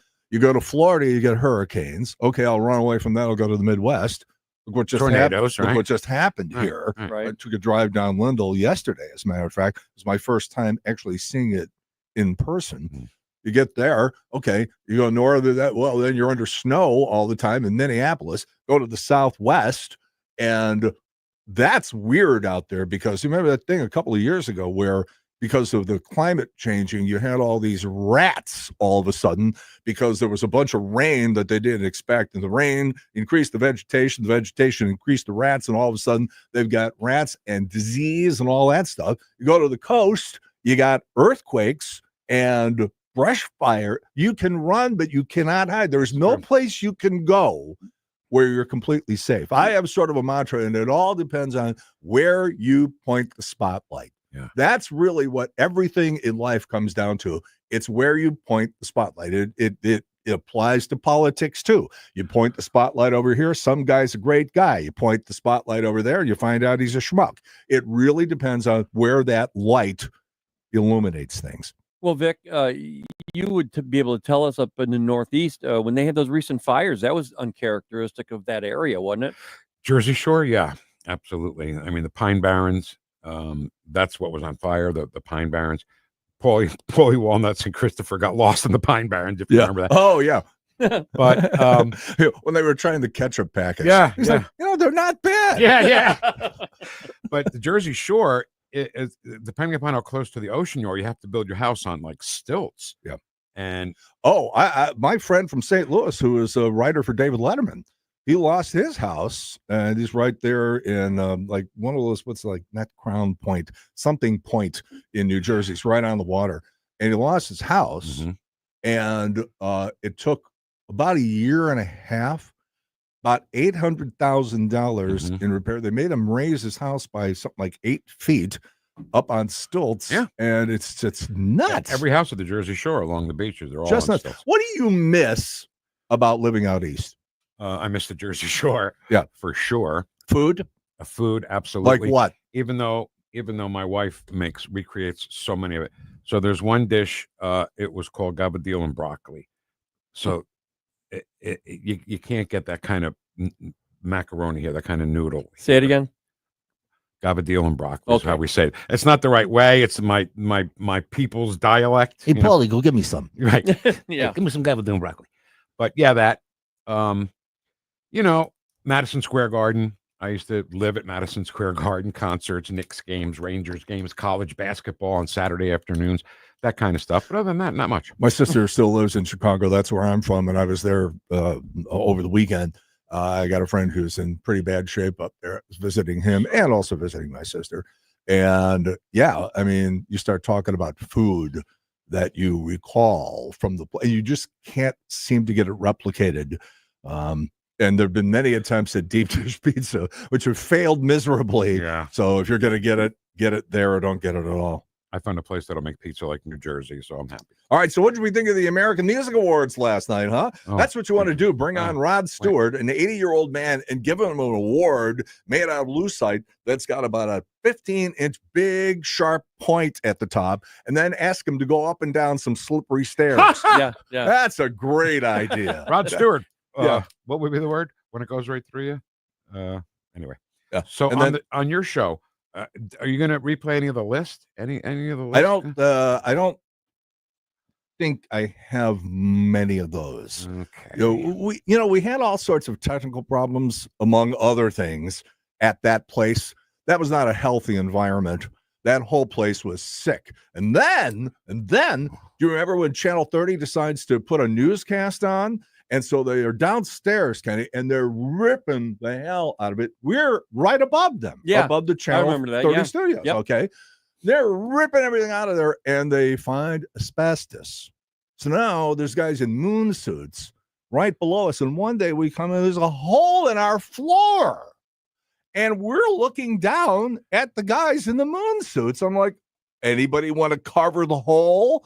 that was a toxic environment in that place. But the show must go on. Those were television people who were trying to do radio, and they looked down their nose because of how hard can it be? Exactly. Right. Oh my God, exactly. You buy some songs, you throw them on the air, you get some people to talk between the songs. How hard can it be? We're television people. Don't bother us. And they sure found out, didn't they? Some of them were great. And then we had a program director who was blanking the midday girl, and for that, in exchange for that, the quid pro quo was that he gave her the radio station to run. Right. So it's like in exchange for bumbada, here you go, you get to run the radio station, and she was an idiot. Yeah. And she's running the whole place. And I still remember we're doing twofers. We do Two for Tuesday. It's like. And now, keep in mind, this is 1993, 94, and we're trying to get people to listen to the radio station. It's Two for Tuesday. Here's a twofer from Michelle Shocked. Do you remember the swinging steaks? I do. These two were going out getting wined and dined by the record companies every night. Yeah. And in exchange, it was like, all right, we'll play your swinging steaks song. And that's really become a part of the American musical culture over the years, hasn't it? The big Swinging Steaks reunion tour happening this year. Oh, my God. All right, listen, so we're out of time. But I just want to say that how lucky I got, though, at that place, because they brought me in to do mornings, February 1993. I remember that. Then they hired this guy, J.C. Corcoran, and they said, okay, move, instead of firing me, let's put Vic in the afternoons. Great. Then we hired the old fart Mark Close to do afternoons, and that's what put me in the middays. But you, me, Close in a row there. And you put a picture of your billboard, J.C. Corcoran, Mark Close. I'm like, what about the guy in the middle? What am I, chopped liver? Hey, man, it's great to see your I was not consulted on that decision. Yeah, I'm sure. It's great to see your face. I haven't seen you in a long time. And again, Brian McKenna, the Celebration of Life, Mackland at Devonshire, 2 to 7 on Saturday all day, and JC's, what do we call this thing? The Wayback Machine. The Wayback Machine. You got business cards for the Wayback Machine? Saturday nights from 6 till 9 over most of this same radio station. And the cool thing when you listen to JC's Wayback Machine, okay, you're gonna hear songs. You're gonna be sitting there with your friends and family on the deck, and you go, "Hey, I remember that. I was doing this when that song was playing." And only JC can have a segment called "Songs Your Grandmother Used to Make Out to." Kelly, Nancy, Kenny's sisters. I love you guys. If you're out there, I miss you. He's the best. He's great. Thanks, JC, thank you, man. Thanks, man. All right. You're part of the family now, so you got to come back every once in a while. Yeah. At least call us. The dysfunctional family that we are. That's right. All right. Drew Thomas Allen from the left coast. He's next on 1019 94.1 News Talk STL. Welcome home.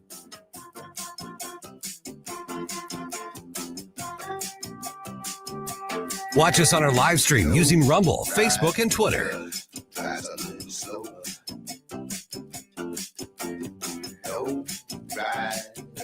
Vic and Ken. Ken can build a deck. Vic can build a sandwich. The Vic Porcelli Show on 1019 and 94.1 News Talk STL. This is so stupid. St. Louis's. Okay, I'm hanging up on you now. Place to talk. News Talk STL. Basement with a Y. That's Basement E. It's Basement T. Basement E? It's Basement T. Oh, Basement T. Basement T. I get it. That's the basement waterproofing and foundation repair experts at Woods Basement Systems. Right. The All Things Basement Tea experts at Woods Basement Systems will provide you a free estimate and dry up that wet basement and fix that cracked foundation. Call 800-388-9326 or go online to woodsbasementsystems.com. That's woodsbasementsystems.com. Hey, Mike Ferguson here. And for nearly 40 years, Nutrition Stop has been St. Peter's trusted source for natural living. They've got a great, knowledgeable staff offering more than just products. They provide guidance on your wellness journey with exceptional service, from 100% grass-fed meats like elk and bison and local produce to quality supplements and clean household products. 4101 Mexico Road in St. Peter's, just off the interstate at Cave Springs and Highway 70. As you know, Vincent's is not just my favorite jeweler. Vincent's is my only jeweler. And I was in recently looking at lab-grown diamonds. These are not glass. They are actual diamonds, but they cost a fraction of a natural diamond. You can check them out at Vincents.com, or better yet, see these lab-grown diamonds in person. You're going to be amazed at the beauty and the price. Vincent's Jewelers, vincentsjewelers.com.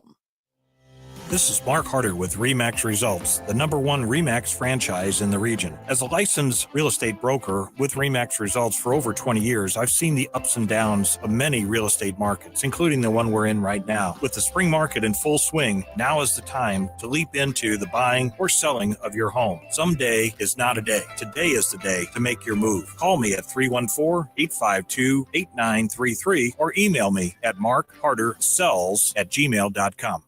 Fox News commentary. President Trump is considering pulling billions in grant money from Harvard and putting it towards this instead. I'm Tommy Lahren. Find out next.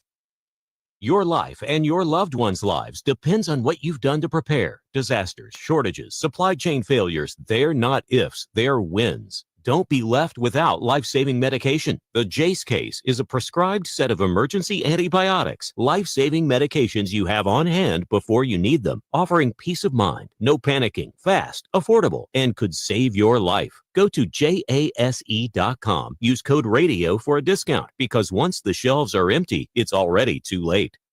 Administration is not playing when it comes to rooting out anti-Semitism on college campuses. Harvard is still refusing to get with the program, but if they keep playing these stupid games, they're going to win stupid prizes. Last week, DHS Secretary Kristi Noem halted Harvard's ability to enroll international students, but a federal judge stepped in to block the action. But the Trump administration is not backing down. Over the weekend, President Trump floated the idea on Truth Social of reallocating $3 billion in grant money from Harvard to trade schools. He lauded the idea as a great investment for the USA, and I tend to agree with him. Instead of dumping our hard-earned tax dollars into an Ivy League school more concerned with hateful activism than learning, let's prop up the trade schools that actually educate students and prepare them for job success. Who knows how it'll play out, but I love the spirit. I'm Tommy Lahren, and you can watch my show, Tommy Lahren is Fearless, at Outkick.com. Columbo and Company.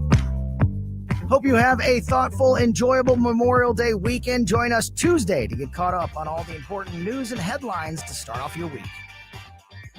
Live and local weekdays at 2 on Newstalk STL. This hour, The Vic Porcelli Show, brought to you by Proctor Drapery Blinds and Shutters. Proctor, spelled like doctor. ProctorDrapery.com.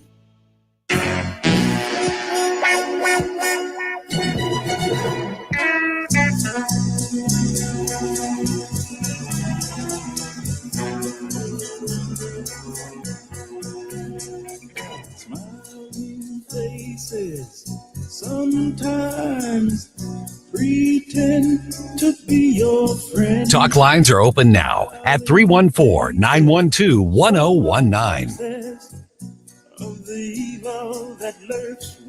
The Vic Porcelli Show. Now, my mamaw died shortly before I left for Iraq in 2005. And when we went through things, we found 19 loaded handguns. On Newstalk STL. Smiling faces tell lies. What a song, huh? The truth. Love it. Is this the wait? Undisputed Truth does this? No. Yes. It is Undisputed Truth. The Undisputed Truth. All right. We have here on the Vic Porcelli Show. That's right. The very eclectic, almost JC Wayback Machine type of. I had to load up the deck here. I knew he was going to be on. You know. Yeah. He criticized my work if I didn't. He wouldn't do that. Yeah, he would. If I played Everybody Wants to Rule the World by Tears for Fears. Oh, God. See, look at it. See, that's the crap you hear on St. That's the Louis kind of Music crap. Radio. That's so funny. All right, let's talk to our friend Drew. Drew Allen of the Drew Allen Show podcast. It's people who love this country and respect freedom and want to preserve it for the future. You know, it really shouldn't be political. Amico mio, come stai? Ciao, buongiorno, Ciccio. Sono molto contento. Una mattina. Good morning, Drew Thomas Allen. How are you, my friend? Hey, good morning. It's Tuesday, back in the saddle. You know, I mean, these long weekends, although it was more than a long weekend, right? It was Memorial Day, which is a very, very somber and important day for us as a country. I just feel like I get wrecked Tuesday when I wake up after any kind of holiday weekend, though, you know, because work, you know, it's like everybody else I'm dealing with is also, you know, they're still drunk, but they think they're prepared on Tuesday to go race around NASCAR, you know, a NASCAR race. Yep. Anyway. I was waiting for, you know, you come in after a weekend and people say to you at work, how was your weekend? And I couldn't wait for people to ask me, how was your weekend? It sucked, okay? I had to go to Lowe's twice in one weekend. Oh, my God. I hate that place because I don't know anything. All those guys know what they're doing with their tape measures and all that stuff. And then we had to go weed yard. It was terrible, terrible Memorial Day weekend. But it was good because I got to spend it with my wife. All right, Drew, let's talk about James Comey, shall we? Do you think he just walked up to a bunch of shells that happened to say 8647? No, it's such a joke. I mean, it was an obvious.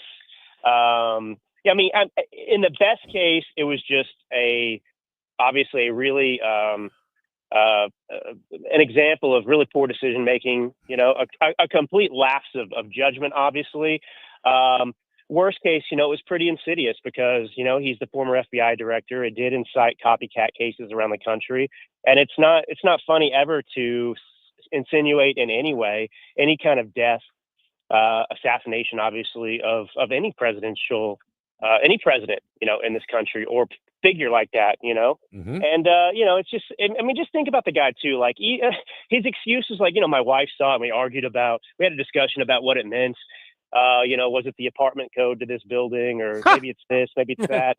And then my wife, she said, that's pretty clever political point. What, 8647 is clever? You should put that on social media so the guy listens to his wife. So is he blaming his wife? Is that what a threw her under the bus guy is? Well, now he's got to do the Save My Ass tour on television. He was on with Jen Psaki. It was just ridiculous. One of the things we've seen recently is the dismantling of the Office of Public Integrity, which historically, typically, if people are going to, from the part of the Justice Department, it's the part of the Justice Department supposed to make sure prosecutions of lawmakers aren't political. What do you make of the dismantling of that? They've cut staff, they've tried to cut their role.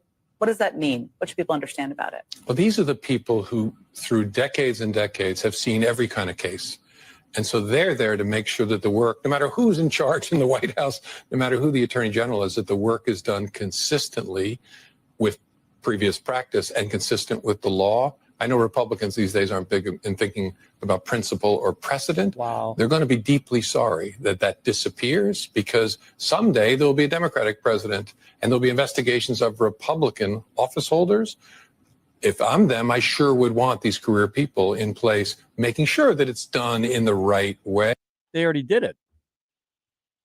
Yeah, what planet are these people living on? I mean, you know, if Republicans aren't careful, you know, they might find the Democrats investigating and trying to use lawfare to get the president of the United States, you know, like Donald Trump.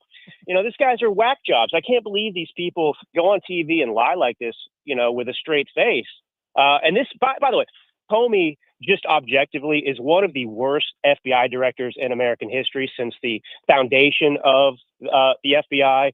I mean, this guy was obviously helping an activist for the Democrat Party in the deep state. And he even botched and messed up, you know, the Hillary Clinton stuff. I mean, he let her off the hook, but he couldn't even deal with that in a way to help her out properly. This guy was instrumental in the Trump-Russia collusion hoax, which was a coup attempt. So this guy's got his fingerprints all over some of the worst, most egregious behavior, you know, of a department in our history. So I don't have much patience for this guy. I also want to throw out something else. You know, this guy's he fancies himself a fiction writer these days. He's got his second book out. Nobody cares about his books. Nobody really cares about James Comey. So, you know, I wouldn't be surprised, honestly, if his publicist, you know, being a publicist, if, you know, they develop some strategy to get him some airtime and put him out there so he can go and promote his book, and part of it involved the 8647 stuff. So that same appearance on the briefing with Jen Psaki, asks this question, Drew. Do you think there are laws that should be put in place that would help better manage MAGA that aren't in place now? What if it were 1939 and she said, aren't there laws that we could put those Jews in their place? Right. I mean, is there any difference? There's no difference. No, these people are authoritarians, and it's not even thinly veiled. I think it's smart and it's helpful to do exactly what you just did with make that analogy. Although these days, you know, on the left, you know, you've got so much anti-Semitism, some of it on the right too, as we've seen, that, you know, they probably would cheer it no matter what. Like MAGA and Jews, yeah, let's get them, you know, the scapegoats, let's get them all, round them up. It's scary, but, you know, it hasn't gone away. I mean, this came to all of our attention, I think, with the COVID stuff, with kind of the radical reaction to that, and how the left was openly saying, yeah, I support putting, the unvaccinated, MAGA people in camps effectively, and so on and so forth. And, that led to some cancel culture with Gina Carano and a lot of people who came out and called attention to it. And they haven't retracted it. They haven't gone back. I mean, that's what you're hearing with Jen Psaki now. It's that same kind of talk like, hey, MAGA is the enemy. It's us versus them. These guys, there are no limits to what we can do. There are no rules because they're so bad. And this is what we're learning about the Democrat Party now and the Biden administration. They are willing to justify anything because they believe, right? They tell themselves and everyone else that Trump is Hitler and Mussolini and Stalin. And so therefore, they are unmoored from any kind of morality. And you know what? They're not hiding it anymore. I mean, this is why we say, Drew, that America should never elect another Democrat leadership, because they are full-blown communists, they are full-blown fascists, and there are different versions of the Democrat Party. They're different wings. One's fascist, one's communist, one's authoritarian. I mean, it is amazing how much they try to do this type of thing. And you know what? You're right. They don't even hide it. And what they say is it's for a greater good. They'll say, well, we need to put those people, those MAGA terrorists, in jail because it's for a greater good. I know it's not, according to the Constitution, but it's for a greater good, Drew. Yeah, I on my most recent podcast, the title of it, I think that I put was, Democrats have disqualified themselves from ever having, power again, something along those lines. And I mean it. I mean, the behavior from them and the media and the Democrats and the Biden administration, what they did with Joe Biden covering up, his mental. I mean, we knew it, but they denied it. And now they're coming out pretending that, they didn't know anything or have anything to do with it. Obviously, Jake Tapper being the most emblematic example. I mean, I think that you can take Jake Tapper and you can take Jim Comey, and these two guys really represent the danger in the Democrat Party right now. One, they're willing to, also, what kind of quote unquote journalist is Jake Tapper? I mean, obviously now he wants to sell a book, kind of like Jim Comey. And so he's willing to change virtually everything. Like there was a clip of him a couple of years ago saying, Hunter Biden was off limits. He thinks it's wrong that people are going after Hunter Biden. And now it's open season. He's going on and saying Hunter Biden's a despicable person. He's awful. He banged, his brother's ex-wife and so on and so forth. I have no respect for him. I mean, how can you have that opinion today when 2 years ago you were saying the exact opposite? So these people, I guess that's why you call them corporatists, right? I mean, if CNN's willing to pay them the big bucks, they'll say whatever they need to say. So I want comes out change, yeah. I want to read this thing again. Okay. Do you think there are laws that should be put in place that would help better manage MAGA that aren't in place now? Isn't that fascist kind of language? Man, think about that word. Do you think there are any laws we could use to manage MAGA? Manage us. Manage MAGA. Yeah. Yeah. You can substitute a lot of other words for what they really mean by manage. Right. It means punish. It means, illegally hamstring. I mean, you've got these judges around the country that are effectively acting beyond their judicial control, outside of the realm of the Constitution, that are trying to sabotage the Trump agenda. Not to mention the Republicans that don't seem very eager to win the midterms, but that's another conversation for maybe next week or any other week. But yeah, no, it's scary that they just say this stuff. And, I know Jen Psaki has a very small audience, but, that reflects the mentality of most people on the left. And I just think, if we don't really just end the kind of political power of the Democrat Party, make sure that they can't be resurrected in the future. If we don't spend these 4 years, 3.5 years doing that, we're going to be in trouble come 2026 and then 2028. I mean, I don't want to deal with this anymore. I mean, I wish there were two political parties that, we were having a debate over, okay, well, maybe we should do lower taxes, to this amount instead of that amount. But instead we have authoritarians that are hell-bent on destroying the country. And then you have MAGA and Trump who are trying to save it. And then you have a whole bunch of Republicans who aren't with the program. Well, I just want to say real quick, Vic and Drew, we've heard this from Hillary Clinton like it was a daily speech about censoring people. Go ahead, Vic. I'm sorry. I was going to say, Jen Psaki also used the phrase office integrity in her question. Where was the integrity with her president? There was no office integrity. I mean, everything the Democrats say, the opposite is true. Drew? Well, and everything's anti-freedom. It's all authoritarian, right? Sorry to keep using that word.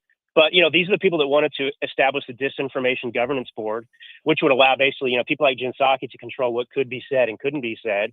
And so their solution to everything when they're losing isn't to change their strategy. It's not to change their policies to be more in alignment with the American public. It's to try and use these nefarious ways of squashing their political opposition. They don't want to debate. They just want to just silence you and hamstring you. They want to put you in prison. So, I mean, these are the people we're dealing with. And again, it just goes to that mentality. Victory is all that matters to them.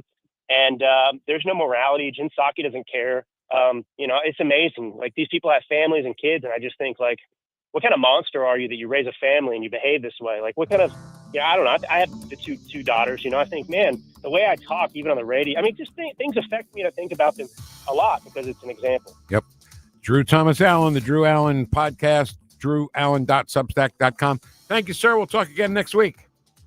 Thanks, gentlemen. See you, Drew.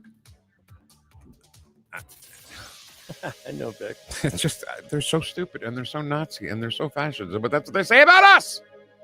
All right, Dr. Tobler's next. Whoosh. Springtime in St. Louis, and if you hate to paint, do what your neighbor, Mr. Rob Miller from Harvesttown Auto Body in St. Peter's did. He called Rhino Shield. Rob, what was the thought process for going with Rhino Shield as a business owner? My family's business is over 10,000 square feet, and it did not have the curb appeal I wanted. Rob, tell everyone how the experience was with Rhino Shield from start to finish. The process that I liked was when you came out, you gave me all of these options that would fit my building. Our building was really faded. I don't want to have to paint my building again. 25 years is a long time to not have to worry about the outside maintenance of your building as far as paint. That's a no-brainer. That's why Rhino Shield worked for me. Are your neighbors jealous? I would be if I was them. Thanks, Rob. Now it's time to call 877-25-RHINO. 877-25-RHINO or 877-25rhino.com. Genius. No pain, don't Rhino. Go Rhino Shield. Never paint your house again. Rhino Shield. Hey, Jamie Allman here for the Great Window World. Just over the last 20 years of Window World being in St. Louis, they've improved the look and thermal efficiency of more than 76,000 customers in St. Louis. Plus, Window World windows come with a lifetime warranty that covers all parts, glass breakage, and labor. And now Window World is now offering 36 months, same as cash financing with approved credit. Call them today at 314-993-1800, 314-993-1800. I'm Missouri Attorney General Andrew Bailey. Human trafficking is occurring right here in Missouri. You can help combat it by learning the signs of human trafficking and reporting suspicious activity to law enforcement. Victims may appear malnourished, show signs of mental or physical abuse, or avoid social interaction. If you're a victim or know someone who needs help, contact the National Human Trafficking Hotline at 1-888-373-7888 or text the word HELP to Be Free. Together, we can fight human trafficking in Missouri. Brought to you by the Missouri Attorney General's Office. KLGY HD3 Clayton, K270BW Bellefonte, KNVS Bowling Green. This is News Talk STL at 1019, 94.1, and always streaming at NewstalkSTL.com. Breaking news this hour from townhall.com. I'm John Scott. President Trump expects the Senate to make several changes to the massive tax and spend bill passed by the House last week.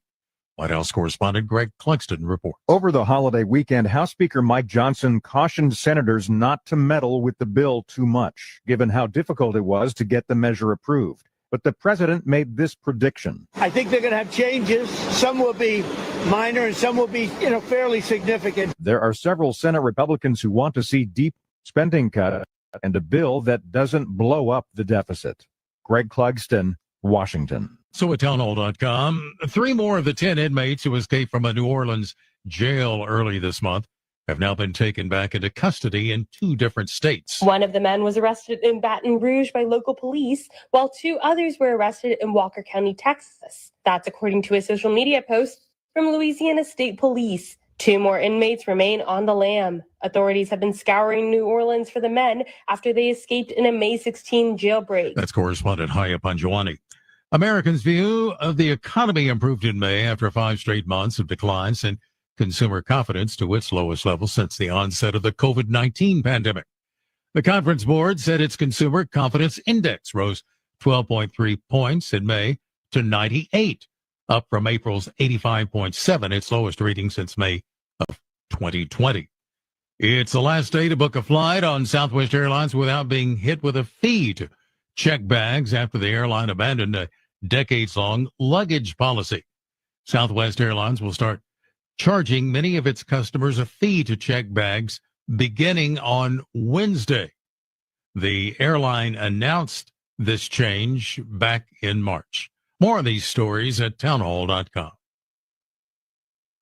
Dennis Prager here. You've heard me say that the more you appreciate what you have, the happier you will be. I also think you need to protect what you have. Did you know that last year, 1 in 10 Americans was targeted for real estate fraud? Imagine waking up one morning to find that all of your hard-earned equity has been stolen. There's a company that I endorse that stops these crimes from happening to you. That company is Equity Protect. And the truth is, if you own your own home, mortgage-free, or you have high equity, you should have Equity Protect. Right now, Equity Protect is offering my listeners a great deal, 30% off first year. Just go to equityprotect.com/Prager. That's equityprotect.com/Prager. Use the discount code Prager30. Once you have Equity Protect, you don't even need to check. You can trust the team at This hour of News Talk STL brought to you by Chris Cooper and Serenity Wealth Management. Discover little-known strategies that could be the difference between choosing the care you deserve or having someone else decide it for you. Get a free copy of Chris's book at serenityltc.com.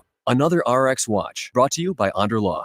There's an evil new twist in the tragic story of baby powder and its link to ovarian cancer. Recently uncovered documents reveal that talc can contain asbestos. The same asbestos that we know causes mesothelioma. Right, and ovarian cancer. In the 1970s, the industry wrote its own rules, allowing Johnson & Johnson to claim that its talc was asbestos-free, as long as it contained less than 1% asbestos. Of course, Johnson & Johnson helped write those rules. So while we're using hazmat suits to remove the asbestos from our homes, Johnson & Johnson was telling women it's safe for their bodies. Unbelievable. So if you've used talcum powder for feminine hygiene and contracted ovarian cancer, call Onder Law at 1-800-RX-WATCH. They've already won several large verdicts against Johnson & Johnson for women just like you. Call Onder Law at 1-800-RX-WATCH. That's 1-800-RX-WATCH or go to rxwatch.com. The choice of a lawyer is an important decision and should not be based solely upon advertisements. Do you own a timeshare? Well, face the facts. You made a mistake. You made a bad purchase. A timeshare is not an investment. It's a money pit that continues forever. If you use your timeshare, that's great. But if you don't and you want to legally get out of your contract, call my friends right now at the Timeshare Exit Hotline. They're an experienced team of lawyers who help good people like you get out of a timeshare contract that they just don't want. Don't throw away your money on maintenance fees. Use it for things you really want. We can help you end your timeshare contract and stop the money drain immediately. If you're ready to move on with your timeshare, call our team right now. Cancel your timeshare now with this free call. 800-524-1641. 800-524-1641. 800-524-1641. That's 800-524-1641. This hour, the Vic Porcelli Show, brought to you by the Trolley Stop Bakery, the official bakery of the Vic Porcelli Show. You're listening to the Vic Porcelli Show. A 3-hour tour, a 3-hour tour. The weather started getting rough. Squeeze in a dry hump day under partly sunny skies. From New Jersey to Baldwin, Missouri, two behind the microphone, taking the whoosh to the radical left and the putrid swamp. You're listening to the Vic Porcelli Show. Here he is, Vic Porcelli. Love it. Cutesy time is over. Good morning. Hour number 3, ready to roll. Thanks to that guy over there, Father Ken Williams. Thanks, Vic. Was that a temporary thing, or are you always like ordained? You ordained forever? I could do. Do you have other... to update your license or anything like that? Is there a license? I didn't get that far, but I don't think so. I think I'm just there. Good enough. He did officiate. Officiate, is that the right word? Yeah, I was, and that was something I had to deal with because I was like, no, I'm an official. No, you're an officiant. Efficient. Yeah, I'm an efficient. Efficient? Yeah. Or efficient? No, efficient. Word I never knew. All right, let's talk to the doctor. The Dr. Randy Tobler update is brought to you by Advanced Dentistry of St. Charles. Learn more about Drs. Omas and Cusimano and their team by visiting advanceddenistrynow.com. I don't know. We've really had that looked at. Randy Tobler. You guys are ahead of the curve. You probably took your masks off a couple weeks before the CDC said it was okay. Now, Dr. Randy Tobler. What's up, Doc? Good morning, Randy Tobler. How are you? I had the wrong button. I'm sorry, what was the question? All rested after the weekend. No. You know why? I didn't get the memo. Why? This was the weekend to go to Lowe's and go shopping for bags of dirt and pull weeds and put up all these plants. That's why. That's relaxing. That's good for you, Mr. Vic. There you go. That helps strengthen your soul and elevate your spirit. Working in the dirt, it's back to nature. It's good. It's good for you. Vitamin A. Can I bring some vitamin D? Is in the Oh, is sun. it? I thought vitamin Can A. I just bring some dirt onto the couch with me when I lay on the couch and watch TV? Some dirt. Yeah, our there? dog did that with all the rainy weather. Went out, and Yep. did his number, and then came up and jumped on the couch. And I spent some time cleaning with the spot buster. Yeah. I mean, it was great. We had a great weekend. I hate work. I hate working. Why do you think I've been in radio for 40 years? Because I hate to work. When Hey, did you see that dish that I sent you? That pasta dish? That I my did. wife made? I It wrote was- back yum. Yeah. I know it was exquisite. I know you did. It was exquisite. Wow. Last night, Almost better than fettuccine Alfredo. but I not think. I not think better it than is. aglio olio, though, is it? No, I don't know. It's a different bucket, but I both get it. very, very good. I get it. My wife made that for me last night because she loves me, I guess. That's great. Okay.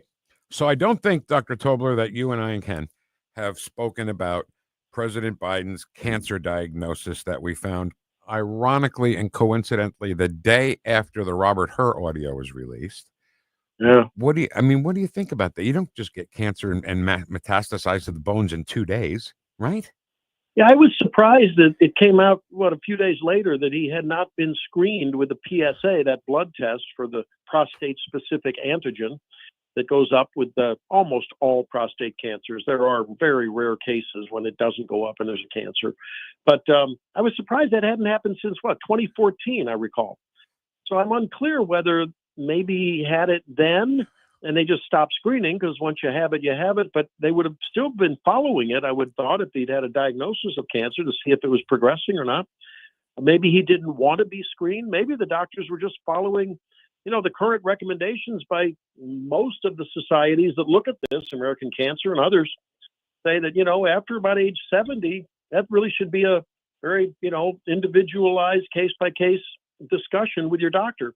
What doesn't make sense about that, though, to me, is that those same type of organizations, and there's a little variation, but generally the theme is when it comes to colorectal cancer screening through colonoscopy or Cologuard or one of the others, after 75, you don't really need to get it. The doctor doesn't twist your arm to get it, but, you have a discussion about it. Well, why is it that he was continuing to have colorectal screening, but not prostate cancer screening? So that's a conundrum for me. I can't figure that one out, frankly. But for the most part, when the PSAs came out, Dr. Bill Catalona was at WashU when I was training there, actually, when this was developed, several decades ago, 3-4 decades ago.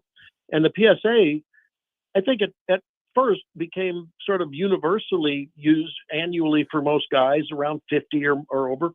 And before it came about, the prevalence of late stage prostate cancer diagnosis, like stage 4, spread to the bones, it approached 25%. After that screening became very, very commonly used, it went down to single digits, let's say 5-ish%, just for sake of discussion. So it does have utility in lowering the stage of diagnosis. And we know about all cancers, and it includes prostate, that the lower the stage at diagnosis, the better your chances are to get it. Now, with prostate cancer, to get at it and wrestle with that cancer and be successful against it. With prostate cancer, our thoughts have evolved, and more guys are being told, hey, and there's other more refined testing once that diagnosis is made to sort of try to define the cancer a little better, the nature of the particular cancer. Is it a very aggressive one? Is it likely to spread? Is it not? And there's some things that are helpful. But most of the cancers will sort of hang out and smolder like the leaves you burn on a wet day, and it doesn't ever turn into a fire. So, I guess the long and short of it is I'm really surprised in the context of the President of the United States, if for nothing else, to be honest with the American public about the president's state. You'd think that they'd want us to know. But then again, looking at what they didn't want us to know, maybe it's not a surprise at all. See, Dr. Tobler, that's what I was really confused about, especially when they came out with it. But even leading up to it, when we knew that there could be any possible chance of cancer, they should have given him this basic test of PSA. My father died of cancer, and we followed that like weekly. His PSA report, like high white blood cell count, and all this other stuff.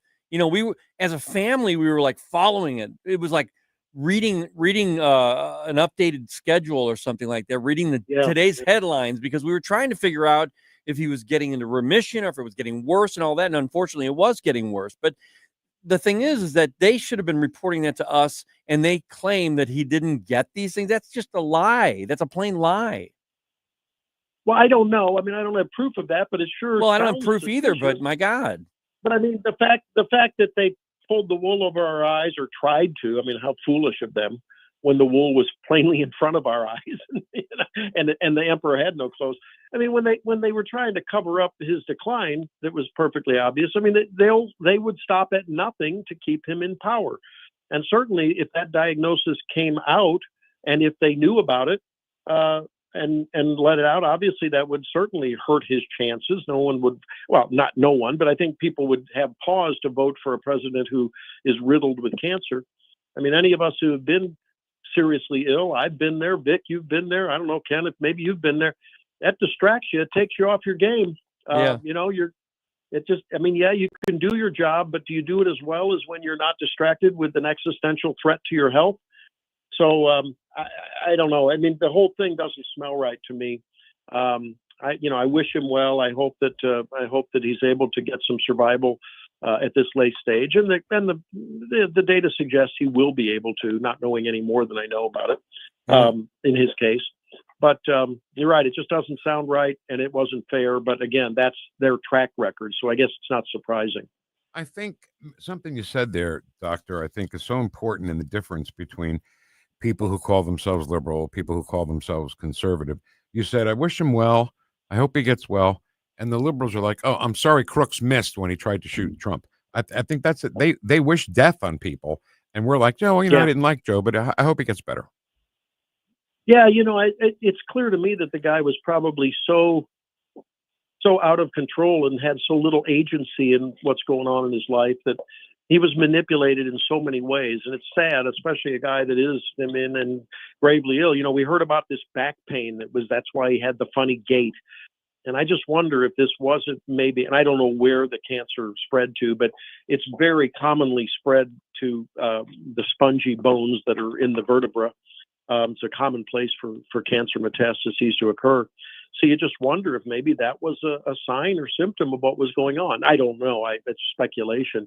But to try to struggle with that kind of a physical infirmity, whether it was cancer or not, and what was going on, for people to try to use him for their own political agenda it's just abhorrent to me. And it should give us pause to really ever want to concentrate power or give people in power too much credit and too much power over our lives, which is why I'm such a small R Republican guy. It just pains me to see things continue to be concentrated up in DC.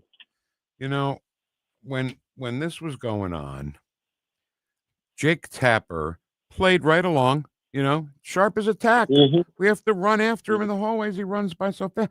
And now he's like, oops, we were wrong. I write this book. And now he's calling that Jake Tapper, of all people, is calling this cover up of Biden's health worse than Watergate. Oh my God. Yeah, this is you talked about the difference between liberals and conservatives, progressive, I guess, maybe not classical liberals, but that's a fundamental character flaw, right? to not wish people well if they're under struggle, whether you disagree with them or not, and if they're really, no one wants existential harm to come to Joe Biden. We don't want him in power, but we don't wish ill on him from a personal level. I don't anyway. But it tells you something about that progressive mentality, another serious character flaw. They just love to point fingers. They're just utterly incapable of pointing fingers at themselves. Right. And you see that through Jake Tapper every interview. I mean, the other day he finally had some revelation, like an epiphany. We have to remind ourselves to always call truth to power. No, and that wasn't the exact words, but we have to remind us what journalism's about, no matter who's in office. Boy, you're awfully late to that game, aren't you, Jake? I think you sort of knew that rule, having been in journalism as long as you have.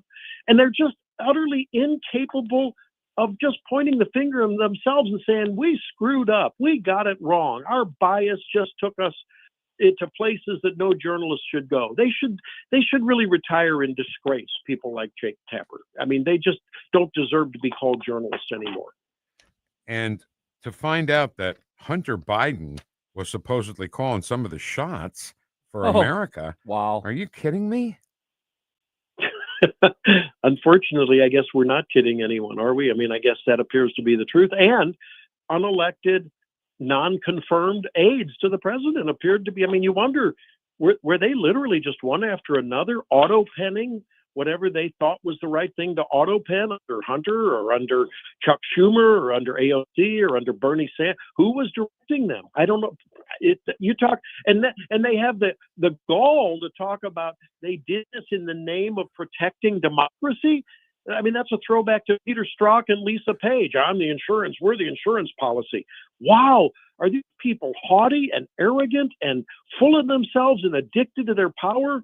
My God in heaven, how embarrassing, and how much of a warning that should be for us to always, I don't care who they are, frankly. You know me, I'm sort of an agnostic when it comes to people in power and their party.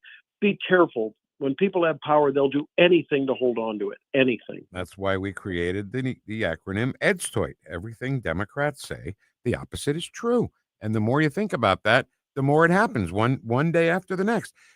Jill Biden running a cabinet meeting, that the whole thing should have stopped right there. Yeah.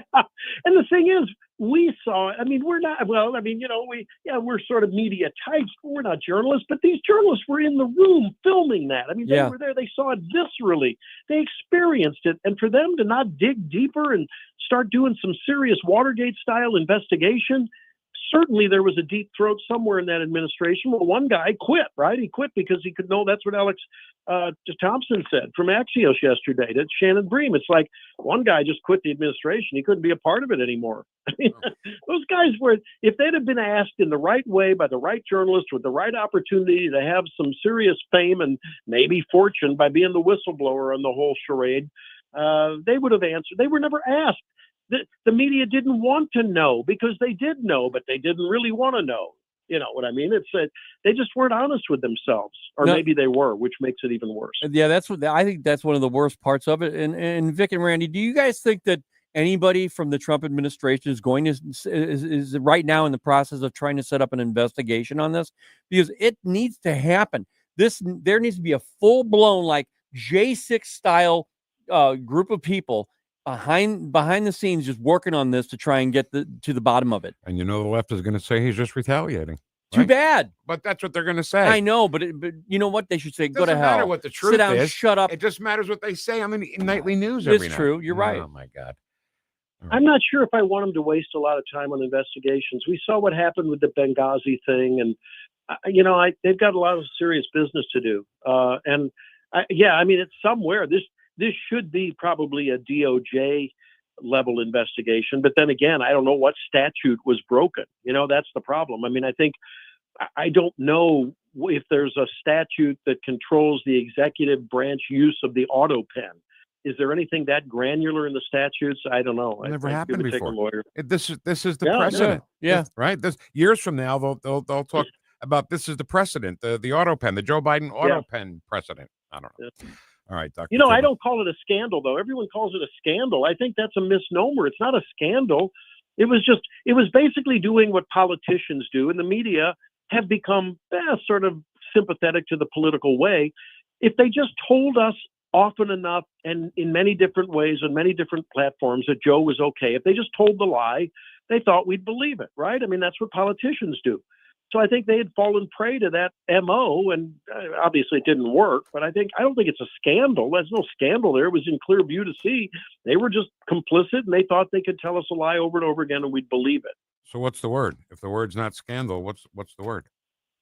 I think it's condescending arrogance is what it is. A scandal is when something is truly covered up. I mean, JFK sleeping with Marilyn Monroe. I mean, that's a scandal and no one knows about it, right? No one sees it. But everyone saw it in full blow. So I don't know what it is. It made them look like idiots is what it was. I don't know. But to me, it's not a scandal. But the media was numb to the left's performance in the politics of everything. But they weren't on the right. Every time the right did anything, they announced it and made it a 24/7 news piece. Yeah, that's not scandal. That's just history. that's recent history. We all know that, right? We're better than that. I mean, this is not a conspiracy. This was just blind ambition and blind allegiance on the one hand to Joe Biden in behalf of trying to keep, basically in pursuit of treating their TDS. They were self-treating their TDS, anything to keep Trump out of office, and that's, to me, it wasn't a scandal and a cover-up or things that we can't see in plain light of day. We could see those. And history depends upon who's telling the story. Scott Pelley, in the commencement speech at Wake Forest over the weekend, said freedom of speech is against the law now. I mean, he told nothing but lies. We don't have time for that now. We're going to get into the weeds of that tomorrow. Yeah. Feel free to call us tomorrow, and we'll talk about it then. 6 to 9 o'clock every Saturday morning, Dr. Tobler, and every day on the Eagle in Columbia. Thank you, sir. You're welcome. Bye, Dr. Tobler. All right. Right, Ken? I mean, he said freedom of speech is against the law. Yeah. Scott Pelley. Yeah. We'll have to talk about that. We need to talk about that. And maybe tomorrow. How about that? Yeah. He comes from a family of news, so it could still be fake news, even though it was a commencement speech. Do you agree with that? Oh, I agree with that. Right. Totally. So mark your calendars. Fake news with Scott Pelley tomorrow. Yeah. God, he is the worst. All right, a couple of things I want to talk about. One about President Trump, talking about Vladimir Putin and the president of France, Macron, getting slapped around by his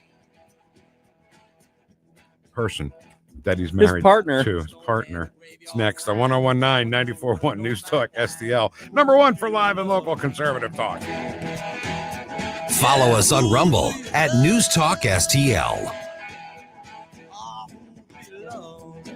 You're listening to the Vic Porcelli Show Think about what you'd think about at the time. on News Talk STL. And if I don't say things right away, I'll forget them. So I'm just going to say this really quickly, and then I'll talk to you about Connor Roofing. Zach Brown Band, you know them, the Chicken Fried. Okay. Yeah. Instead of being a Bruce Springsteen and saying how terrible his country is, he brought some Marines out on stage. How about that? And the crowd went wild. They saluted. They were in full uniform. It was very patriotic. I love that. Okay. You know who else is patriotic? Kathy and Rob Connor. That's who. And they also are the best in taking care of your roof. And it's not just, well, what about the roof? How do they, no, it's more than that. Okay. It starts from, if there's a storm like last Friday, the 16th storm, and you have questions about your roof, when Goober rings your bell, just let the dog out and chase Goober away, because the Connors will walk you through the whole deal, starting with calling them first, then the insurance company, and they'll help you get through it. And of course, excellent work, honest estimates, and unbelievable customer service. There's got to be a better word, a better phrase than customer service, because they're with you every step of the way. I wouldn't put my name on it, okay, if I didn't trust them. Emergency storm repairs, like the storm on the 16th, be sure you keep in touch with Connor Roofing. ConnorRoofing.com, CONNER roofing.com. News Talk STL. Always streaming on your smart speaker, our mobile app, or newstalkstl.com. If you're considering an annuity as part of your retirement plan, we need to talk. Hi, I'm Bob Stockdale, Senior Vice President Investments with the ClearPath Wealth Management Group at Stifel, and host of On the Money Saturday mornings at 9 on News Talk STL 1019. Annuities can be a useful tool for some retirement investors, but not all annuities are created equal. Every week, we meet clients who own complex annuities that don't suit their needs and, in some cases, actively undermine their retirement plan. Before you purchase an annuity, get a second opinion from the ClearPath Wealth Management Group at Stifel. Requesting a consultation is free of charge. To request a free consultation, contact us at clearpathinvesting.com. That's clearpathinvesting.com, or call us at 636-695-2650. That's clearpathinvesting.com or 636-695-2650. Stifel Nicholas and Company Incorporated, member NYSE and SIPC. Chris Arps here, and after Becky and I leave church on Sunday, we head down the street to Capriotti's to grab a classic meatball sub. And of course, for dessert, I get a giant chocolate chip cookie. I love Capriotti's, and you will too. On Manchester at McKnight in Rock Hill. Tim Jones here. Being a recovering lawyer, don't call me for your legal needs, but you should call Todd Sivia and the fine folks at Sivia Law. At Sivia Law, they'll help you through all of life's transitions, providing you with legal services in the areas of estate planning, elder law, special needs, real estate, personal injury, and much more. Locations across Western Illinois and Eastern Missouri, including right here in Creve Coeur and Wentzville. Call Sivia Law today for any and all of your legal needs. 833-995-WILL, SiviaLaw.com, SiviaLaw.com. All the information I need on the drive to work. Mike Ferguson in the morning. I keep it on throughout the day, whether it's local, national, or something big that's happening overseas. News, analysis, and opinion. St. Louis is #1 for conservative talk. NewstalkSTL.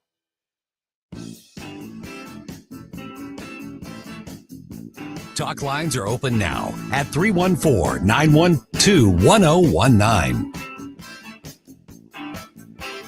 The Vic Porcelli Show. Hey, how you doing? On News Talk STL. Yeah, I'll give you an update. I'm not happy with what Putin's doing. He's killing a lot of people, and I don't know what the hell happened to Putin. I've known him a long time, always gotten along with him, but he's sending rockets into cities and killing people, and I don't like it at all. Okay? Okay. Everything woke turns to stuff. Okay. Everything woke turns to shit. Okay. Same okay. It was the same okay at the end of that and the end of the one that we played about Putin. So Donald Trump has been accused of being Putin's little puppet. Right? Oh, yeah. Right, left? Yeah. And Zelensky's just a great guy. And nobody's bothered to ask about where all this undocumented money has gone to exactly in Ukraine when we gave them all that money. Billions of dollars missing. Billions. And you know what? There was a story over the weekend about how the Treasury lost $7 trillion. Oops. Don't know what happened. I don't know where it went. It's weird. Maybe it was $4 trillion. I'm sorry. It's weird. What's $3 trillion among friends? Yeah. But so here's the thing. I see a lot of things on Facebook because Facebook is a diverse community, shall we say? You know, a lot of libtards is what I'm saying. A lot of libtards Okay. on Facebook. Yeah. There are definitely. This one person I used to work with in Philadelphia,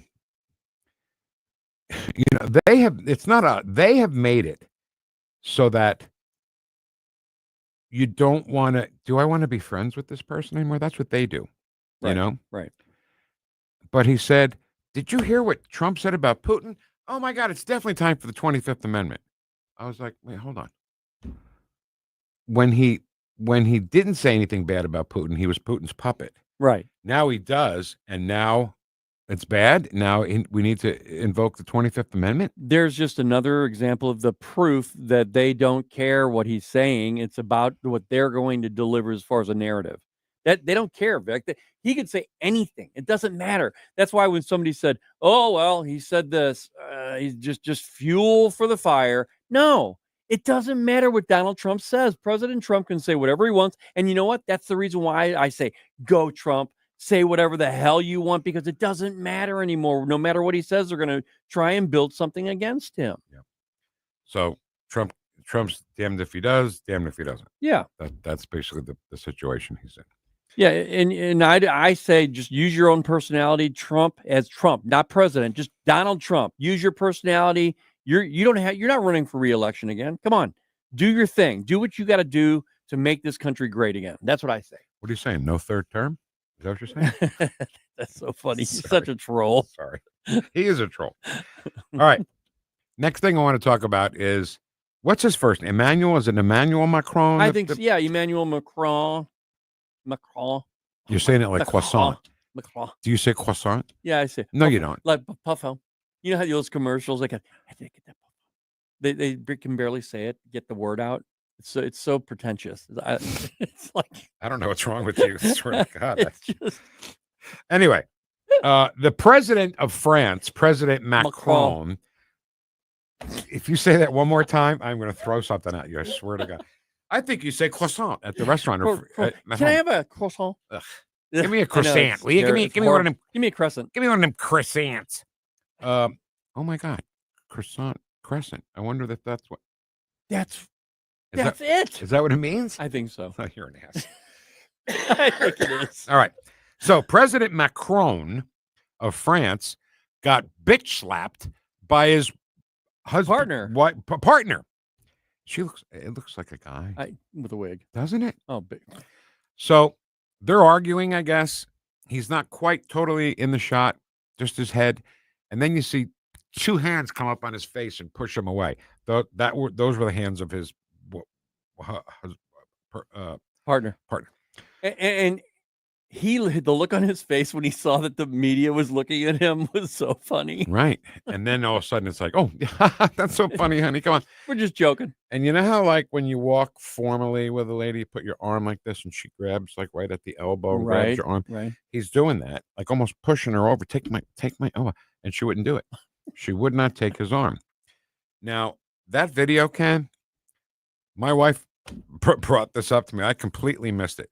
There's a woman, she's an Asian woman, that walks in front of, there's a guy right at the door, right at the hatch door, whatever you call it, standing there. And then this Asian woman who's like a flight attendant or somebody who works at the airport walks by, and her shirt is torn off her shoulder, and her shoulder is bleeding. No way. Yes. Oh, I got to see that. Yeah. And nobody said that. Nobody said anything. Why didn't a reporter say, I wonder why that Asian lady's shoulder is bleeding? Wow. I mean, did Macron's partner beat her up too? I want to see Macron's partner and Schumer's partner together. See them in one picture. Schumer's partner's like, oh my God. Come on, really? Seriously.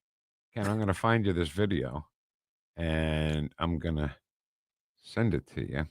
Okay. Yeah, I have to see that. Yeah, I got to get it here. Hold on. Take me a second. Okay, there it is right there. So I'm video copying the address and sending it to Ken Williams, Magadonian. Okay. Okay, send it to you. Watch it right now. Okay. In the first 3 seconds. It happens in the first 3 seconds of the video. If you're looking at it right from the beginning and it hasn't started yet, there's a guy right at the hatch, and then there's this like stewardess or flight person in front of that guy. Oh, wow. And her sleeve is torn off, and her shoulder is bleeding. Right here. And nobody has said a word about the bleeding stewardess, flight attendant, partner. Oh my God. Why is nobody saying anything about her shoulders? It's full of blood, and she looks very distressed. She does. She looks stressed. She's bleeding. Her sleeve is torn off her shoulder, and not one person. Well, I guess the person who posted it, Captain Kyle, whoever he is. Wow, that's kind of that's crazy. Yeah, he says, check out the stewardess's ripped, bloody shoulder. And nobody on the news. I didn't see anything on the news about that. I didn't even see Macron getting slapped around on the mainstream media. But I haven't even seen any of the conservative media bring up this bleeding woman. There's a bleeding woman, and nobody cares about her. Maybe that's why she looks so stressed. I'm bleeding, and nobody cares that I'm bleeding. Yeah, I was thinking maybe it was some kind of a shoulder pad of some kind on the outside, but it's not. It's blood. Yeah, it's. I'm looking at it again right now. Bizarre. Wow. She walks by. I mean, the sleeve is clearly torn. Yeah. That's not a fashion thing. No, but she went by so quickly. I thought maybe it was like some kind of special shoulder badge. So or stop something. it. Stop it then. Play it and then stop. It's stopped right now. I have it right on it. So how can that be a fashion thing? No, it couldn't be. Right? It's not. No, I can tell. It's blood. And it's a shoulder. It's not. Yeah. And the other shoulder is not like that. The other shoulder is intact. Right. But the left shoulder is ripped, and she's bleeding, everyone. And nobody has said a word about it. And she does not look happy. And Macron got bitch slapped by his partner. Partner. Yeah. Some weird people out there, man. Man. I'm telling you. And not to mention, do you remember the thing when Macron hid what we thought was a bag of cocaine? Remember that? He was sitting around with other leaders, and he grabbed it real quick and like hid it. Yeah, right. It was a napkin. It was just a piece of napkin. It wasn't even a bag of cocaine. What was he being so mysterious about it for? Right. And suspicious about it? Well, then, I mean, you see something like this where she's literally like smacking him in the face. Where's my cocaine? No, but where did the partner do something to her, this lady? Or did he? I mean, I don't know. Did he or did he? Well, I mean, it's just really weird. Like if this happened, if we saw a picture like this, a video like this, and you see this girl with her sleeve torn, blood coming out, then you would say, oh, okay, I wonder if something happened on the plane. But it's right before Macron gets bitch slapped by his partner. And nobody say anything about it. Nobody. All right. We've got a lively chat box next, Ken. Yes. Yeah. On 1019 and 94.1 News Talk STL. Welcome home. I swear I don't drink before. I swear to God.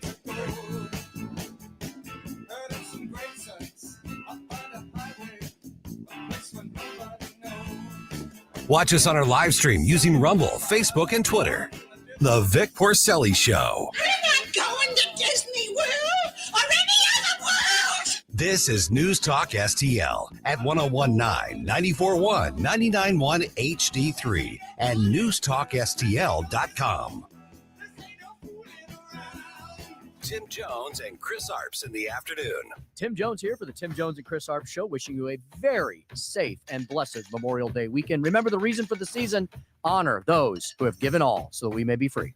Tim Jones and Chris Arps, weekdays at 4 on News Talk STL.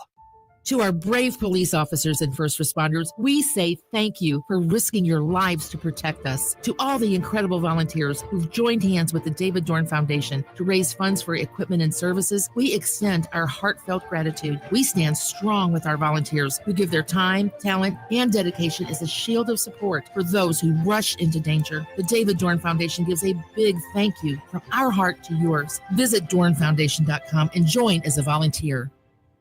Tony Colombo here for All Solutions Pest Control, the team Christine and I trust to protect our home. We've used multiple services at multiple homes over the years, and I can tell you from all that experience, All Solutions is second to none. If you have a pest problem of any kind, or more importantly, just want to prevent a problem, All Solutions is the team to call. Learn more and take advantage of their incredible $67 introductory offer right now at allsolutionspestcontrol.com. If a pest-free home is your goal, call All Solutions Pest Control.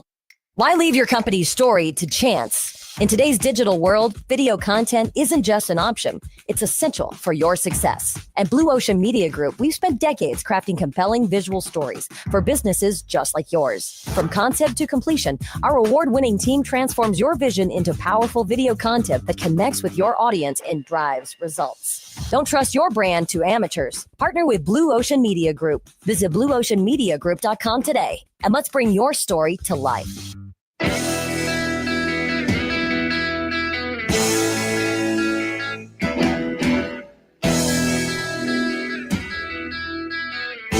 Talk lines are open now at 314-912-1019.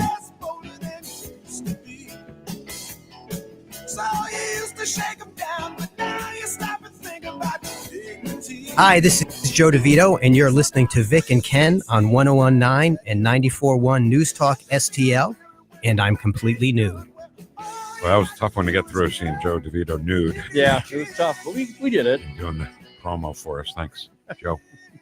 Love Joe. And I hope you didn't miss Joe DeVito and Yakov Smirnoff in the room at the same time with us. That was a lot of fun. It was a lot of fun, yeah. And we have it on podcast, so you might want to go there. Glad you brought up the podcast, Ken. Yeah. Go get our podcast, please, okay? Go listen to it. Find some cool stuff, find some fun stuff, some very important stuff, just some silly stuff, but it's all there wherever podcasts are found. And as far as our stream and everything goes, and the podcast, would it kill you to hit the like button? Does it hurt? Does it hurt to hit the like button? I'll reassure everyone that it is not painful if you hit the like button. It's painless. It's a painless little thing you can do for Vic and Ken. Anyway, Joe DeVito and Yakov Smirnov were here, and I know I told the story a million times, but our boss, Jeff, wanted to take a picture of us, and he goes, right, you guys line up against the wall, and Yakov goes, that means something completely different in Soviet Union. Line up against the wall. All right, let's go.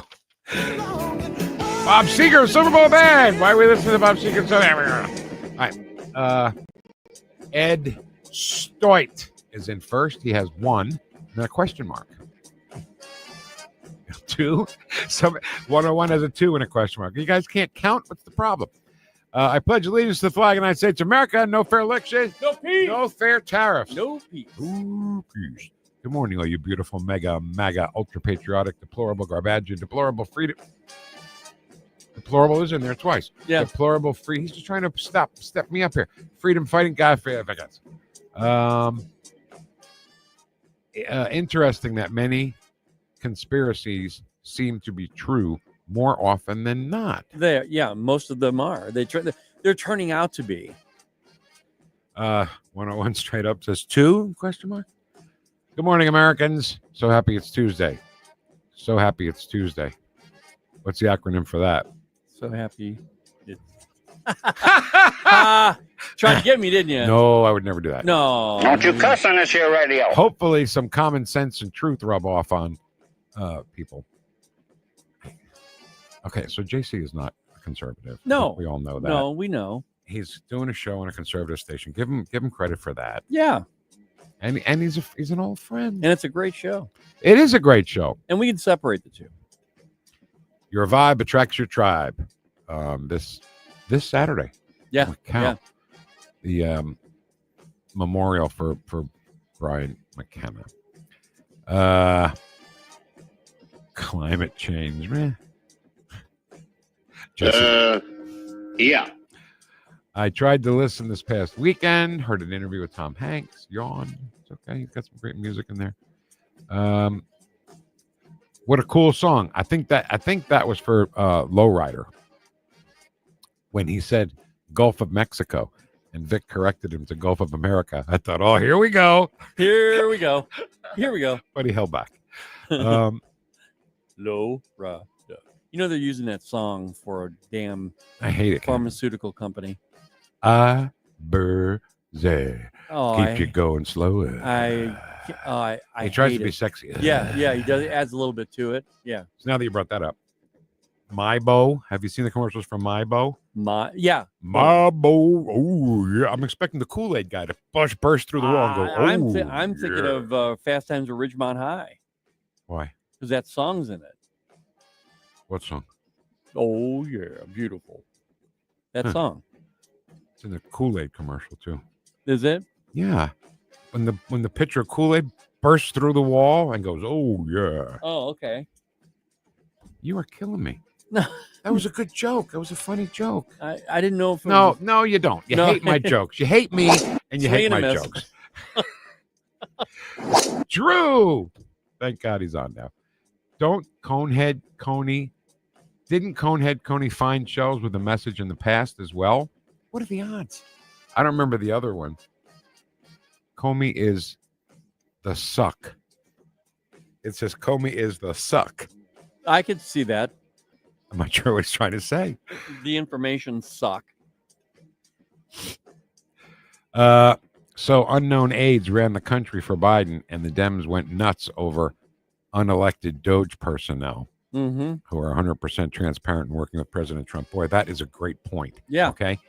You guys bitched and moaned. Not you guys. You're on our side. The libs bitched and moaned about Elon Musk and Doge because they were unelected people.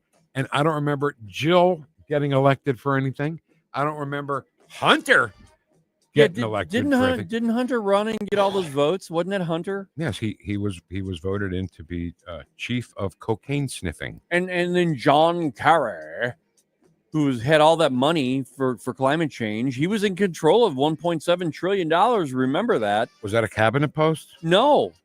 He was an advisor or something. He wasn't elected. Unelected? He wasn't elected. Let's just say that. I don't care if it was a cabinet post or not. He wasn't, I don't think. He was climate czar. That's not a department. They're idiots. And it's like, why do they want to depopulate the earth, really? So they could have power over and more resources to them for themselves. That's all it comes down to. And that's another thing that they probably hate about Elon Musk. He wants to repopulate the earth. Yeah. Oh, yeah. They probably hate that. He wants to be Barry White saying, "Hey, baby, Lida, how you doing?" Okay. Okay. A little bit. Oh, a little bit. You ought to read some of the letters to the editor. I've read all about that. Oh, wait. I'm sorry. I completely missed. Oh, yeah. No, the unelected comment by Sandra. And then you ought to read some of the letters to the editor. I've read about all that.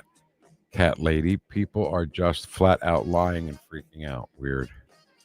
Degenerate. The cool song I was referring to was Smiling Faces by the Undisputed Truth. Sorry. Which is a great song. All right. Vic, did you get my shell picture that Trump won? Did we get a shell picture? Yeah, it was good. Trump won. That's what it said. I haven't seen it. Oh. What'd you do with it? I don't know. I thought you got it too, along with me. What is it? Is it an email? Is it a... No, it's President Trump on the beach, kind of smiling over these shells that are on the ground. It says, spelled out Trump won. He just happened to walk up to that, right? Yeah, just happened to. I mean, that's I can believe that. Okay. Listen to JC this weekend. He played Summertime Blues by Blue Cheer. It's a great song, right? Oh, yeah. Eddie Cochran, I think, did that first. Ain't no cure for the summertime blues. Allison says, good morning, MAGA Patriot Vic Heads. Happy to be on board. The 3-hour tour. That's what you wrote, the 3-hour tour. Whoosh. Good morning, Patriot Vic Heads. Okay, now this is a comment, Ken, about the BeeLady that we had on this morning. Oh, yeah. Maryam Henein. And he says, I'm sorry, this woman sounds a little outlandish. Derek Chauvin needs to be pardoned, but I don't think some of that was legit. Maybe I'm wrong. Okay. Yeah, I'm listening to her and I'm thinking to myself, well, I guess we can just let her go. I mean, Here's what's legit, okay? That picture that everybody saw with Derek Chauvin on George Floyd's neck is the exact picture that's in the police handbook that was not allowed as evidence in the trial of Derek Chauvin. That's the problem that I have. That is the real problem that I have with this whole thing and why he should not be in jail right now. If I was on the air on a radio station, independent radio station, and the owners came in to me and said, Ken, you can say the F word and the S word. Go ahead. Don't worry about it because I'm going to back you up. Okay. And then I said it and they came in and said, you're fired for saying that. That's kind of the same thing. The leaders of the police department, they trained him with that manual and he did it exactly what was in the manual. And then he was put in jail. It's crazy. And, I don't know. I have to go watch. She's got a film you can see at Maryam Henein.com, right? Yeah, it's .com/George Floyd book. Okay.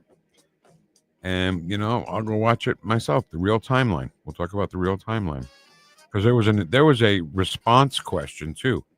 I'm doing all this from memory. I'm sorry. On the response from police and first responders, Yeah. So I don't know. We'll see. Okay. Saturday night, a great spot for JC's Wayback Machine. Brings back lots of old memories. Yeah, she brings up a good point. JC's show used to be called The Breakfast Club. Yeah, right. Now when you hear The Breakfast Club, you think of Charlemagne the God. Stole that. Good morning, ladies and gents. I'm in the Gulf of America right now, but it's getting ready to rain just like everywhere else. Do you think they'll stop sending it soon? Sending the rain? Is that what she's talking about? Weather manipulation? Know what you mean? Yeah, the seeding, cloud seeding. Hoping our wonderful president will put a stop to it. Hope everyone's week is awesome. Blessings to all. Thank you, Janice. That's very nice. Tom says, good morning, freedom fighters. Good morning, St. Louis. Oh, good morning, FFVH. We all know Biden was in trouble when we saw him campaigning. Yeah, we all saw it. We all knew it. I mean, on a daily basis, you heard Vic and I talking about how he was cognitively declining. You know, we talked about it every single day. And then the people on the left and the media, primarily the media, would just ostracize people who said that. Yeah. And we didn't just talk about it. We played his everything cognitive drastic downfall like mine, but I'm not running the country. Macron is a little bitch, says Allison. Allison. Hey, how you doing? How you doing, Allison? Where was the police union? I don't know what you're talking about. But I invite you, Ken, that's it. That's all chat box stuff we have. Okay. But I invite you to go watch this video. It's a 50-second video. Captain Kyle was the first person that my wife actually saw, and then she played it for me. And she goes, tell me what you see. And you know what, Ken? I was so focused on Macron, I didn't even notice the lady bleeding with her sleeve ripped off until she goes, look at that lady right in front. She's bleeding. Yeah. And I'm like, oh my God, she is bleeding. You know what? Are there? She's absolutely bleeding. It has to be because it doesn't look like anything organized. And it's one side. I mean, it's not like it's both sides or anything. The weird thing is the way she's walking. It's almost like yeah, I go through this once in a while. Or somebody just beat me up. Yeah. Right? Yeah. Look on her face. I don't know. Kind of weird. Everything, you know what, Ken? Everything is weird. And I'm so sick of everything being weird. Just be normal, people. Lib people. I'm not weird. You're weird. You guys are being so weird. No, we're not. You're being weird. And I don't know. I mean, this lady with the bleeding shoulder, you know, Macron getting bitch slapped by his partner, you know.